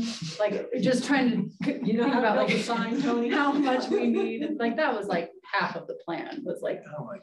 Yeah, I mean, I think it really just comes down to like how much standardization you want. I think we're still trying to figure out at our kiosks, like what kind of information to include. And like sometimes it's a little bit of a size thing too, but yeah, I don't think we necessarily have to go into that level of like the technical specs. Right. okay. I think just visually, like how we want to see signs out there. Mm-hmm. I think what we've come to learn is, you know, we really want to declutter a lot of our areas where we have multiple signs everywhere. We want to have some more imagery on our signs, some less text, maybe some less font, or the font, maybe increasing the font size on some of the signs to get that information. And standardizing it too, I think is a good idea for fonts, because we've it got some looks so different- cluttered if they're different.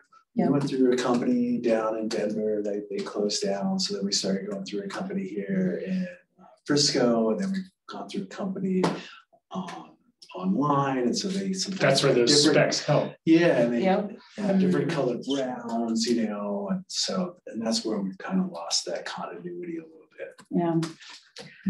And one of the things that I've noticed on trails a lot is the thing that looks like a yield sign that talks about who yields to whom. Yep. Those can be so easily misinterpreted. I got into an argument with somebody on the Hanging Lakes Trail because I was below and she was above, and she insisted because I was downhill and she was uphill, she had the right of way. That's not right. No, it wasn't. I barged through because I had a husband who was about to, he couldn't make it much further. We needed to go, but we need to be very careful about how we present that concept, because if you can misinterpret it, it will be misinterpreted. Yeah. You know what needs work is the top of Bonnie Ford down to Red Pig. That you know, it's hard when you're climbing up Bonnie Ford climbing trail. Sometimes, you know, you know, and I do it all the time. Don't know if the left is Bonnie Ford, because that's the trail kind of continues. Yeah, that is confusing. Anyway, we talked about that site before. visit there and come up with an idea. Yeah, Because let's do it. I need some help. But you know what I'm talking about? Yeah, and I Yeah, think we even at the even when you're descending Barney Ford and you come to the Red Pig intersection. Yes. And you're like hiking only, uphill traffic, biking. Yeah. But then the trail goes uphill. Yeah, exactly. Very confusing. That makes sense to whoever put it there, but not anybody else. Yeah, so I agree, Jeff. It's a tough one. I like you need to work on that.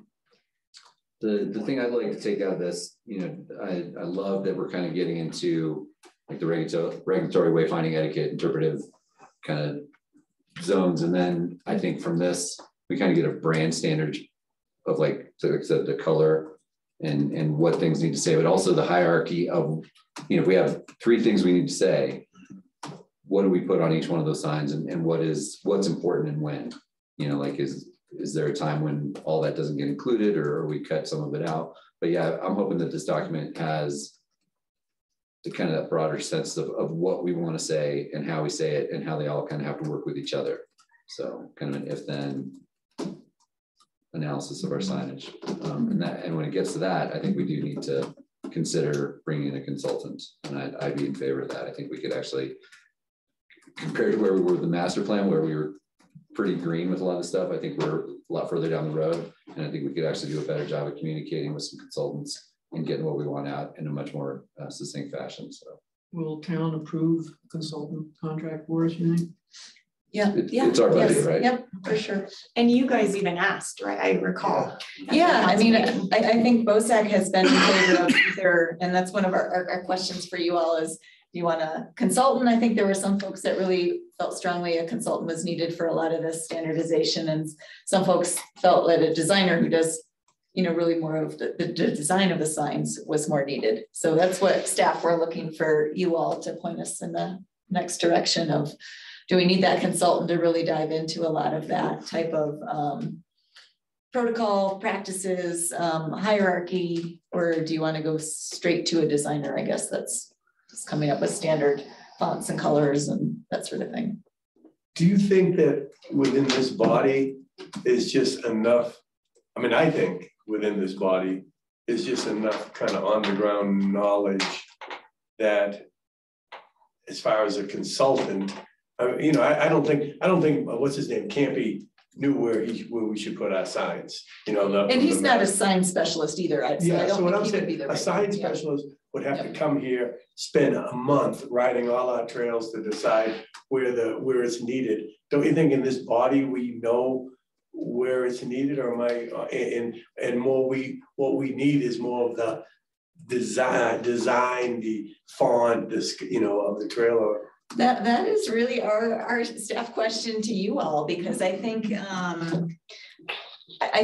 we know there's a lot of our areas of clutter, places we're missing wayfinding and things where we need to be consistent, maybe not tacking on things. But if you want a consultant to come up with kind of the practices that Chris kind of just described of really what is our overall messaging and how do we want to say it, how does it relate to each other, when do we use this and bigger font versus, you know, when we're limited with text, I think absolutely consultant would be the one to really help us guide that.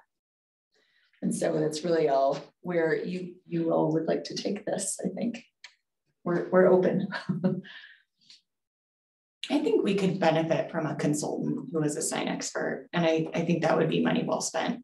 I, on a personal level, wanted to disclose if there was an instance where we ended up working with a consultant who then hired a designer, or we hired a designer, that would be a project I personally, as a graphic designer, would be very interested in doing. And so I wanted to be fully transparent at the outset that if that were the case, and you know, we do have requirements for, you're considered a town employee sitting on BOSAC, that we have limits that you can only do $5,000 worth of work in a year as a town employee under a contract like that. Right. So I just wanted this group to know. So how would a consultant work? Would they like just spend a lot of time on our trails at the side, or is it something they can do just by looking at maps? I think a lot of it is really our messaging, okay. What types of information we're trying to impart, where do we need the consistency, like a lot of that type of thing, versus because we can feed information all day long to folks about here's our signs across the system, here are examples of all the different ones that we have. Here's a place where there's tension, here's a place where we completely. All right. Yeah. I think they'd probably have good thoughts too on like just font size, sign size. Like I'm sure there's a lot of good considerations that are nuanced but worth looking into. And a lot of that may well be in some of these plans that we got. I think there's some stuff that we could plagiarize from that. People are usually very willing to share. So yeah, I mean, we're just looking to you all for direction on if you'd like us to try and tackle some of this stuff in-house. And I think if we do hire a consultant or a designer, we need to be really, really explicit about what that scope of work is. Yeah, from my suggestions, I definitely don't think it has to go as far as picking the trails, Jeffrey, or where there's signage pollution. I don't think they're out on the trails figuring it out. I think they're just giving us the toolkit for staff to go out and implement it. Like it's just, it makes it turnkey for Tony to be like, all right, I know this is the signage that I need. I know that if I'm putting 3 up, I can put 3 or 2 or whatever the case may be, that there's standardization so that it's consistent across the whole system. And I bet there's best practices that these guys could just pull off the shelf fairly reasonably for us. And then we flesh it out with specifics in terms of implementation on the trails. That doesn't go, I don't think, in the trail plan itself. How would potentially hiring a consultant work with the county, or how do we see that working? Yeah, I think we would have to see how that relationship would work. I think that was one of, I don't have it in front of me, Gary's words of wisdom from Pitkin County was like from the get-go being really clear and trying to collaborate for him with Snowmass and with the city of Aspen to try and make sure that what they were doing was complementary and not forcing their partners to suddenly go ahead and change everything because Pitkin County came up with a new concept. So I don't think they had huge changes from the sounds of it and what kind of worked on their neighboring system, but I think it was a lot of the standardization that was important to capture. Does the county have a sign plan like we're talking about? You do not. Are you thinking you might need one, or you don't think you need one? It's probably not a priority for us right now. Not that it couldn't be a great tool. It's just have a lot of what's going on right now. But and it's just not something like we've had the direction from our commissioners or our OSAC that they're looking for us to do that either. What comes to mind for you, Catherine, when you hear us talking about it? Like, do you think we're moving in a good direction with it as a partner? So I couldn't actually, I don't know if they were linked in the BOSAC report or the packet, and I just overlooked it. I am curious to look at like some of the other information you guys got from other open space programs, because I kind of have a hard time too, like visualizing what this all might encompass. Like I can definitely see how, to Scott's point, like sign standards on every time we have to go with a new vendor or we have our staff all turnover or something like that would be really useful, because those changes do happen all the time. And I think consistency in our system has always been a goal and one we can clearly do better at. So I think we're supportive in that way. I think sometimes, you know, the town does have more of like a not marketing, but branding and just kind of stylistic or just a little more, I don't know what the right word is.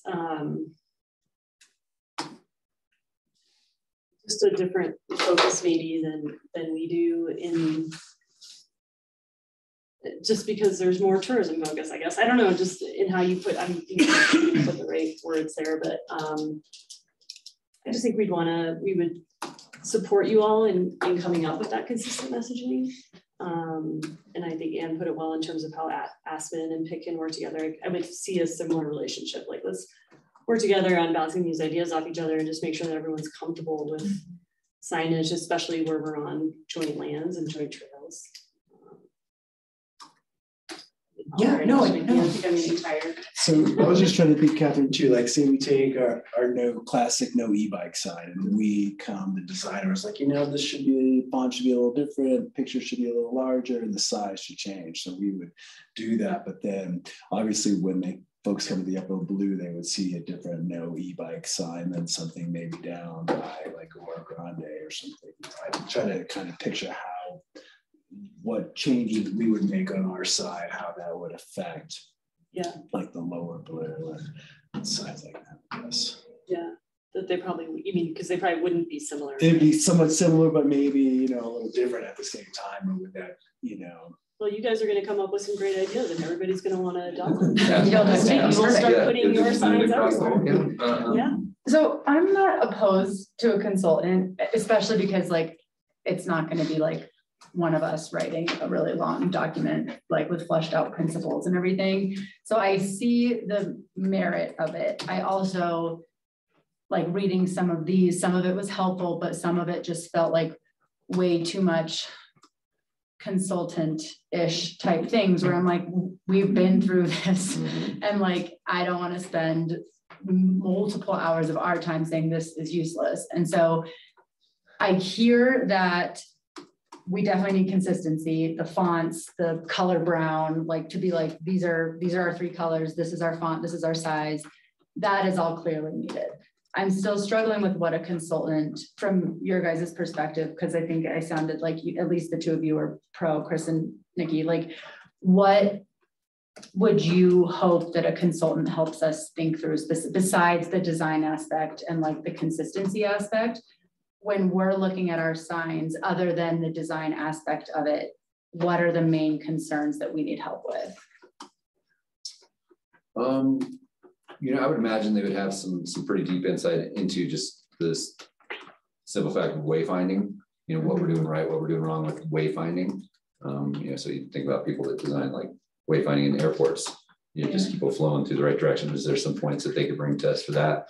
But also, like I said, it's just the hierarchy of it all. Like if we have one of our big signs like at B&B, like what's on there and what's not, and then why? Like why do we include some things and not others in our big signs? What do we include on our small post signs? You know, and you know, if it's an interpretive, how does that play compared to you know, wayfinding or directional or something like that? So I just think kind of the why we would do something would be something a consultant might be able to bring to it, as well as kind of the brand management of it all. I'd just add to, I see it as a Venn diagram of like staff having a lot of knowledge, like Tony, all 3 of these people knowing a lot about materials. Like, I mean, you guys over the years have probably learned a ton, and then like a designer would know a lot about like graphic standards and brand standards. But then I think there's a third in the Venn diagram 3. They might know a lot about like materials or kiosks, or like what does the sun damage over years, like what materials hold up better. And I bet Tony knows some about that, but I'm guessing a person that does this day in and day out knows more. And I think maybe we could glean a lot of good knowledge from just an expert. Okay. So then I think it goes back to like being so explicit about what it is we want from somebody. So and there's a lot that we already, like we have our 4 principles already that Anne already like has put in our document about, we want to do this for wayfinding, we want to do this for etiquette, we want to do this for regulatory purposes, and be explicit, like this is the type of expertise we're specifically looking for, or else I feel like a lot of it is going to be duplicative of stuff that we already know how to do. Or is in the master plan. Or is in the master plan. Yeah, Kristen, I think you make a great point. And maybe it's a question for staff of like, I do think you need a designer of some sort, undoubtedly. Yeah. And the question is, does staff feel like they have the bandwidth to work with just a designer? Yeah. Because that's a big load on staff. So I'm curious what you guys think about that, how it would be. Would you have a preference about working? I mean, a consultant does, in essence, can complicate, as we know, can complicate things. So. I'm still a little shell shocked from a 2-year master plan process. Worthwhile as it was. And I'm also feeling the crunch of being down a staff person right now, but we'll make happen whatever we need to do. I mean, one of the things I see a consultant potentially providing is like almost like an algorithm. Of course, you can't predict for everything, but it's like, this is mid-country wayfinding, this far into a trail, this is the signage we need. And like, it just tells Tony's staff, like, there's just a guiding document, for lack of a better term that we use for 2 years, of you know, how we maintain our standards throughout our whole system. And if that's something you guys would rather create on your own, then I think we would support that. But if you feel like we should get a consultant to help with that, that's where I think they could be beneficial. Yeah. And I think there's a lot that can be just lifted. I'm sure these guys could just pull off of the shelf wayfinding principles that talks about wayfinding principles. So we don't have to necessarily take it right from Colorado Springs, but there's standards, there's industry standards that, so you wouldn't have to find the words, the language, because they have it and they can pull it out fast, I would think. I think as staff, there's a lot we can do just to clean up a lot. Yeah. I think a designer consultant could offer some new insight, which would be nice that we can learn from and then use that for future. Okay. You know, as new staff comes in, we have kind of like a guiding document. You know, we've been doing this for a long time, but it's not like we do it for a living and it's something we do every day. You know, working on signs, working on wayfinding, working on fonts and colors, you know. So it would be, you know, some nice to hear from a professional, but at the same time, you know, I'm a little worried about how that complicates things and how we tie to that. Is there flexibility? You know, are the materials easily accessible that we're able to implement that and put it out on the trail in a timely fashion, or we hold back because of the installation material process is too hard to get or it's too expensive. And, you know, so I think it's a balance. I feel like I think we can clean up and do some in-house, but at the same time, it might be nice to get some insight. As long as it's not too much. Right. Yeah, like a discrete project. We got to be very like, I don't want clear what we want, what we don't want. Yeah. Right, and that can be like, it's not like we have a specific like budget. The scope could be as small or as large. I mean, not as large as we want it to be, but you know what I mean? Like, we're not like trying to fit something into a box here. If we just need specific things, exactly like if Tony's like, these are the 3 things that my staff has a really hard time with, or could use some insight on, that should be in the scope of work. Just like, you know, showing what we have in Victoria right now. And they could go over the design, like, oh, that is way too much clutter. This is how it should look. You know, like, and way too much text too. Text and take it, you know, to that red pig Barney Ford intersection. You figure it out. That's where Tony's gonna be. Maybe Jeffrey could be our consultant. Yeah. I'll be our naming expert. But yeah, that's I think what we've been struggling with internally is just, you know, we can see the merit certainly of having a consultant, but I think it needs to be like a discrete, very explicit project. And then maybe that leads to a designer. I would assume the consultant would have some good recommendations on where to go with that. But yeah, bandwidth is something we all try to recover. Right, well, and you guys are busy with your current workload. Yeah, so yours being double. Yeah, want a consultant to be helpful, not burdensome, not like an additional project to manage. So. Okay, sounds like we're all supportive of a consultant, provided we can be very specific in what we like. I think we'd want to lean on you guys for, like you said, Tony, here's where we want help. Here's where we feel like we can help ourselves. Although I think the consultant still should be asked to lay out some of the principles that will guide us in the future for sign making decisions. I mean, I don't think it's just, I don't think what we want is just something that gives us dimensions and colors and things like that. Yeah, exactly. Yeah, I agree. And I think that's where Colorado Springs sort of did a fairly good job, maybe a little wordy. We don't, hopefully we won't end up with 69 pages, but definitely not 330 like the government one that had. And Scott's been really quiet. I'm curious his opinion on Scott's type. You're just trying to catch up. I know. So yeah, what are your thoughts? Type while you talk. I think, Scott says. I guess I agree that I think some design help and consistency as succinctly as possible. I think what I'm hearing consensus wise is like, we need a palette of colors and fonts, sizes, and like, I think breaking down the various forms of signs we have, which really are just wayfinding, regulation, regulatory, and etiquette.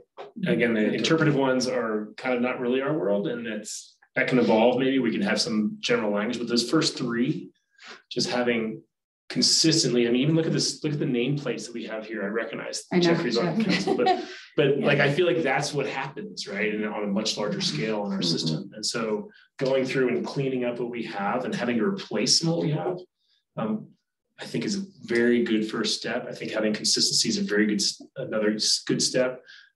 We did create, I mean, it was Cam and Danica who created the signposts that we have, and they have been copied. I think they were copied from Jackson, but they have been copied in Silverthorne.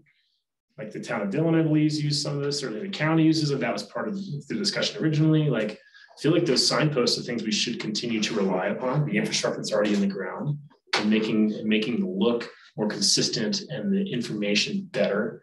I think that should be our goal. I think the consultant's great, as long as they limit the scope of the work and we feel like we're getting the money's worth that we want. Well, I think the consultant could really weigh in on, I'm just really curious about someone who has the expertise on knowing what's really effective. Yeah. Like, that's where I feel like, I mean, we obviously have a good handle on kind of the nuts and bolts of putting signs out there and can go and make all that more consistent on our own, even without a consultant. But what I'm curious about is like, what do people notice? What helps them? That's where I feel, and I don't know if that expertise is really out there or somebody specializes in that, but that's where I see a potential outside person really adding. That's a good point to this effort. It kind of ties into the principles piece too. And I think there's a lot of emerging information these days on being more accessible and inclusive and equitable in terms of signage too, that we as staff certainly are no experts in. So having that piece of it as well, I think would be helpful. Like what we're hearing nowadays is that, especially at kiosks, you should provide as much information to people to be empowered to make decisions for themselves about what they're going to encounter on the trail, what kind of conditions and things like that. And that's not something traditionally we've been relaying. So that might be something the consultant could bring into the discussion too. I think the kiosks could be like one of the most helpful things a consultant can help with. Because I agree, I think the posts are great. And I know I'm biased because we all know the trails so well, but I feel like the wayfinding is great. I mean, I think I did also say we need loops just because we have so many different connections to make, but I think you've done such an amazing job pointing them out. And so I personally don't feel like that is really lacking, is like the wayfinding. I think it's super important that we don't miss anything, but I personally don't feel like we need a ton of help in that area. Maybe others disagree, but I do think the kiosks need a lot of, like, what are people needing to know when they're there? Okay. I thought it really quick, you said you broke it down into 4 categories. One though, I think that isn't included is temporary signs. So like Friends of Breck Trails, posters, anything that's temporary that has become burdensome in our kiosks as supplemental I don't see it as fitting into those 4. So I would add that potentially as a category. Yeah. Like the keep 6 feet apart sign that I Or trail loops, right? If we wanted to post those. Those are wayfinding for a year or something. Be wayfinding? Wayfinding, but also temporary. If you switched out the loops, I don't know. Well, there's a lot of temporary signage like on the front main, where they're doing targeted outreach for certain things, like about trail etiquette. Like they'll have a sign campaign in a particular open space for a month or something where they've had conflict or they've had issues with dogs off leash or, you know. Yeah, even things like wildlife habitat, like the moose or coyote. Activities. Yes. There's all that too. Jeff, are you okay with this plan? Yeah, you know, this is really not my arena of expertise. You know, aesthetics, other than how I look. But yeah, you know, and I'll defer to, you know, people that have a little bit stronger opinion on this one. But yeah, I think if you guys think we need a designer or a planner, you know, I'll go along with it. So yeah, I don't have a. We're gonna have to go to council and say, we need to pay for this. Well, that was not very. I wasn't confident. I'm gonna highlight, you had said during the master plan process, you thought it would be fun to get a group together because you cited you and Ellie have been all over the country and have a lot of considerations about what worked and what didn't. Right. So you do. I know, but that's why, but I think in this body, you know, that's what I said before. I think in this body, we, you know, my gut feeling, and there again, I think we have enough expertise, you know, like I know the top of Aspen Alley, we need, you know, heightened a descending stop for all other users. On the bottom of Slalom, where it comes into the upper flume, we need to say, expect two-way traffic, you know, things like that. And as far as the font and all that stuff, you know, I think that's something that I just don't have a strong feeling for. I don't have any problem. I don't worry about sign pollution. I think you know, on our trails, there are recreational. It's a recreation. It's like a ski area, and I think signs. I mean, I don't think superfluous signs, but I don't think there's any problem having redundant signs. Say on Aspen Alley. You know, you're descending, stop for all other users. You had to, you know, then and on a place descending. Pardon me? You're still descending, stop. Yeah, I just, in other words, a reminder, and it's more of on an obvious spot. Also, I think we all know that some of the signs that we have are placed where we're going faster, you know, we're too fast to read. We don't take our hands off, you know, the eyes off in front of us. And I think between all of us, we can come up with a plan. But again, you know, you guys seem to have a stronger feeling and, you know, probably more knowledge than I do about this stuff. And I'll go to the mat and sell it for council because I respect your opinion. You know, so I mean, you know, God knows I got my ass kicked on Chantilly, so I can accept defeat easily. You know, so yeah. So yeah, if you guys think we need both a design and a consultant, you know, I'll convey that to the council, and particularly that we're short-staffed here at both sides. Well, also because we have to do everything in public, it's hard for, you know, we can't spend 6 hours once a week together writing. Mm-hmm. Yeah. Oh no. Also, because we don't want to. Also, we don't want to get together for 6 hours every week. But it's a practical matter. Yeah, you're right. Because of our open meetings laws, we can't just sit, you know, get a group of 4 together and hammer out a section and then turn it over to another 3.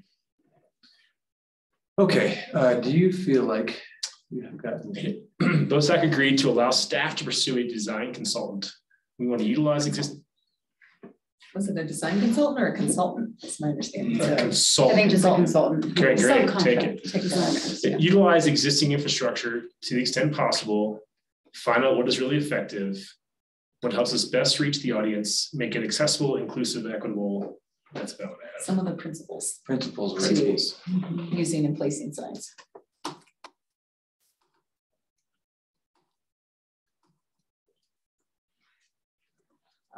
I think staff can take some of this and maybe hash out a little bit of what might be included in the scope of work and bring it to the next meeting and see kind of if it resonates with folks. Okay.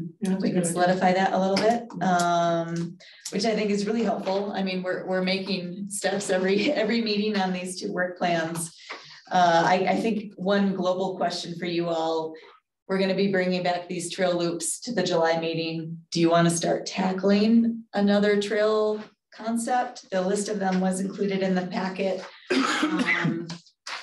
which we had parking, kind of the public transit, trailhead infrastructure, trail ambassadors, capacity, community engagement messaging, and then just, of course, kind of those wish list items or specific trail conditions you'd like to see, or specific connections you'd like to see. Do you want to start thinking about one of those to also bring back next month? Yeah, I think we start working down the list. Yeah. Yeah. I like that. We should hopefully finish up loops, or at least get to the stopping point and then start something else. Yep. So we have homework for the next. Yeah. Okay. Any preference to parking, transit, trailhead infrastructure? That sounds big. Trail ambassadors, capacity, community engagement messaging. I'd like to talk about parking before too long. Okay. Let's do it, yeah. I feel like community engagement and messaging should be one of the last ones we talk about, because it kind of depends on what we decide. And all the That's good. It's at the bottom of the list. Yeah, So we'll have a lot to communicate by then. Yeah. Is everyone good with parking? It seems to be what we've spoken about the most over the last 2 or 3 years is parking and how that interacts with our trail loops, or trails. And including our trail loops that we. Yep. Okay. We'll find a way and we'll tee that up for July. Before we move on as well, do you all want to use our July meeting also as a deeper dive on Cucumber Gulch, aside from a site visit, which we can set up? Do you have any need to go over some of the history, some of the why we made decisions that we did? Is there any of that some of which was brought up by the public tonight that you would like some better clarity on? You're always welcome to reach out to me at any point in time. They kept bringing up the trail is going to lead right to the base of Peak 8, which that wasn't what we really talked about as our intent of the trail. It was more to skirt the habitat. Yeah. Can we reframe that, or is there somewhere where we can would love to defend our reframe position? I would love to reframe it. And I think I'm chatting with Summit daily in the morning. I mean, the two big things that we've learned, especially in working with our consultants at Ecometrics, one of whom is Brad Johnson, who's one of the most amazing wetlands and wetland vegetation experts out of CSU. He did a lot of extensive habitat mapping, fen mapping, vegetation mapping for us in about 2018 and 2019.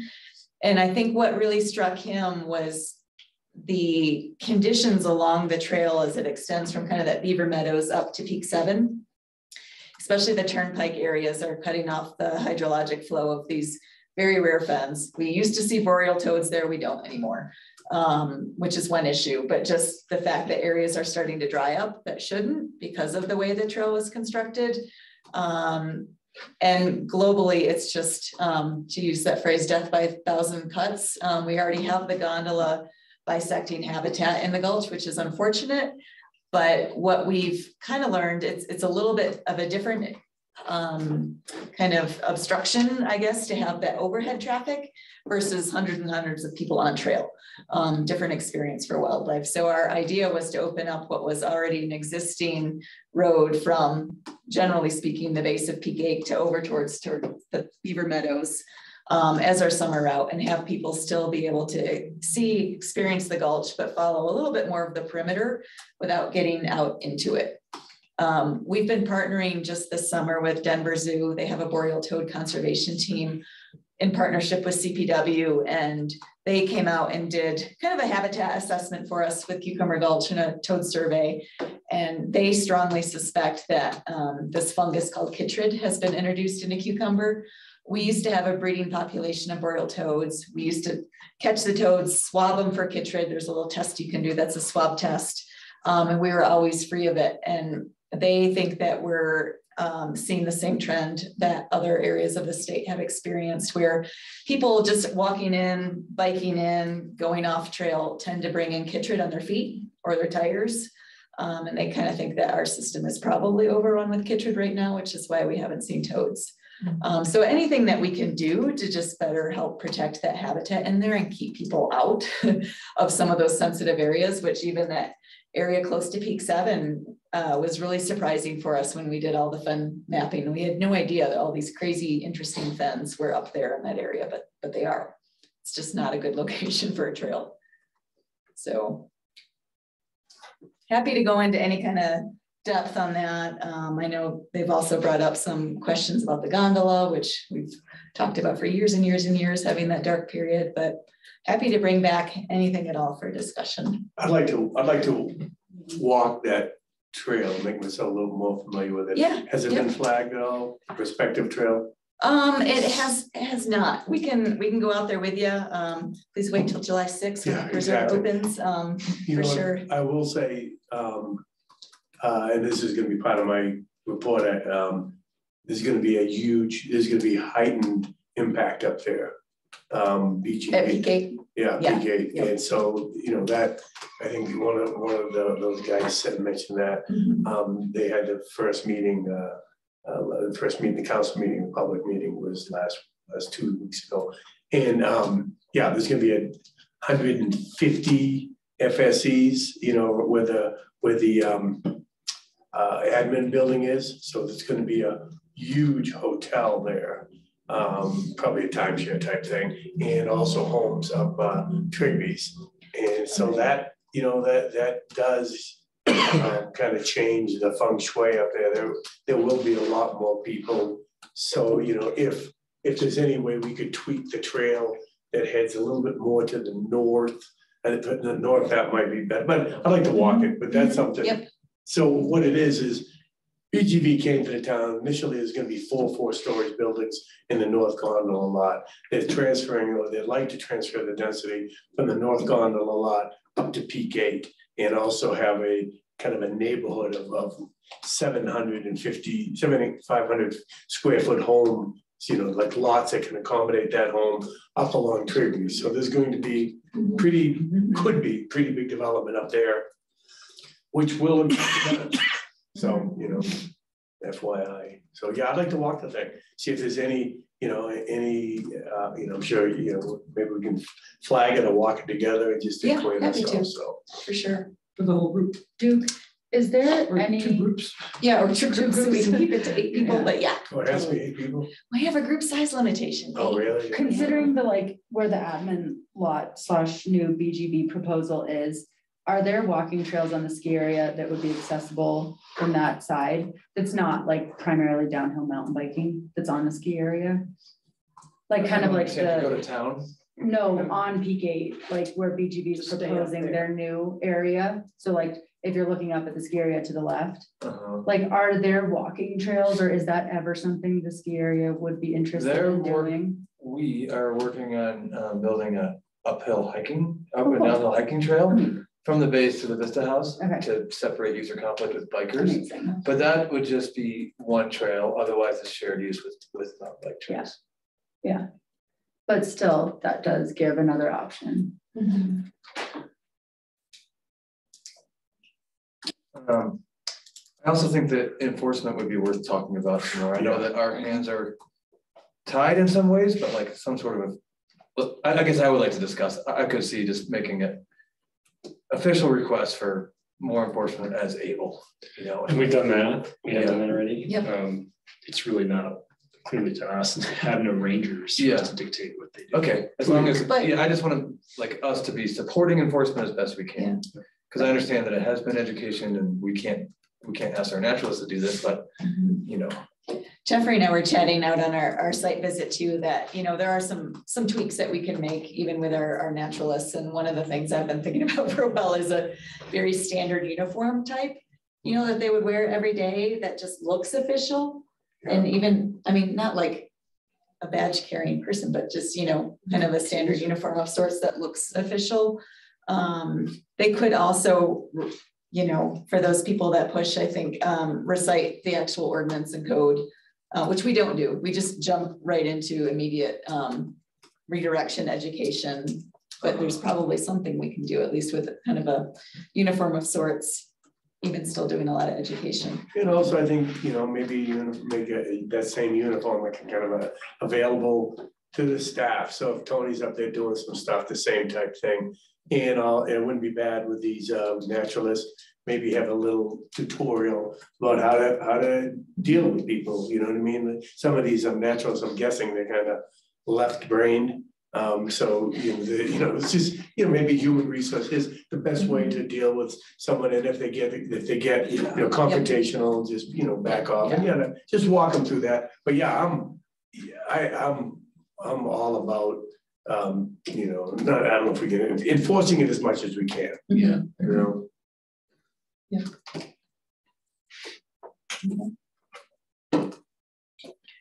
Do you think the group that was here will come back next month? So we do need to be prepared to talk about their points, I think. Yeah. Yeah, they're not going away. Because those, they make good points. Yeah, I think they do. I think we should engage with them. Okay. Anything else before what? We do have exec session. I think that was my counsel. That is the big thing. What's the timeline on that? I think I'd like to have this thing set in stone. I'd like to, before April, before Eric and I get off. They've come up with a proposal. They're asking, and I'll go on. They're asking for, in order for them to do anything, they have to provide some housing. And they would probably do that in the Gold Rush lot. It's up against the side hill. It'd be less obvious.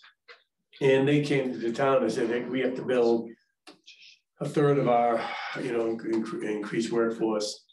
We have to house them. If the town gives us density, we'll build extra workforce housing, which seems like a good deal for the town because all we have to do is give density and we give workforce housing.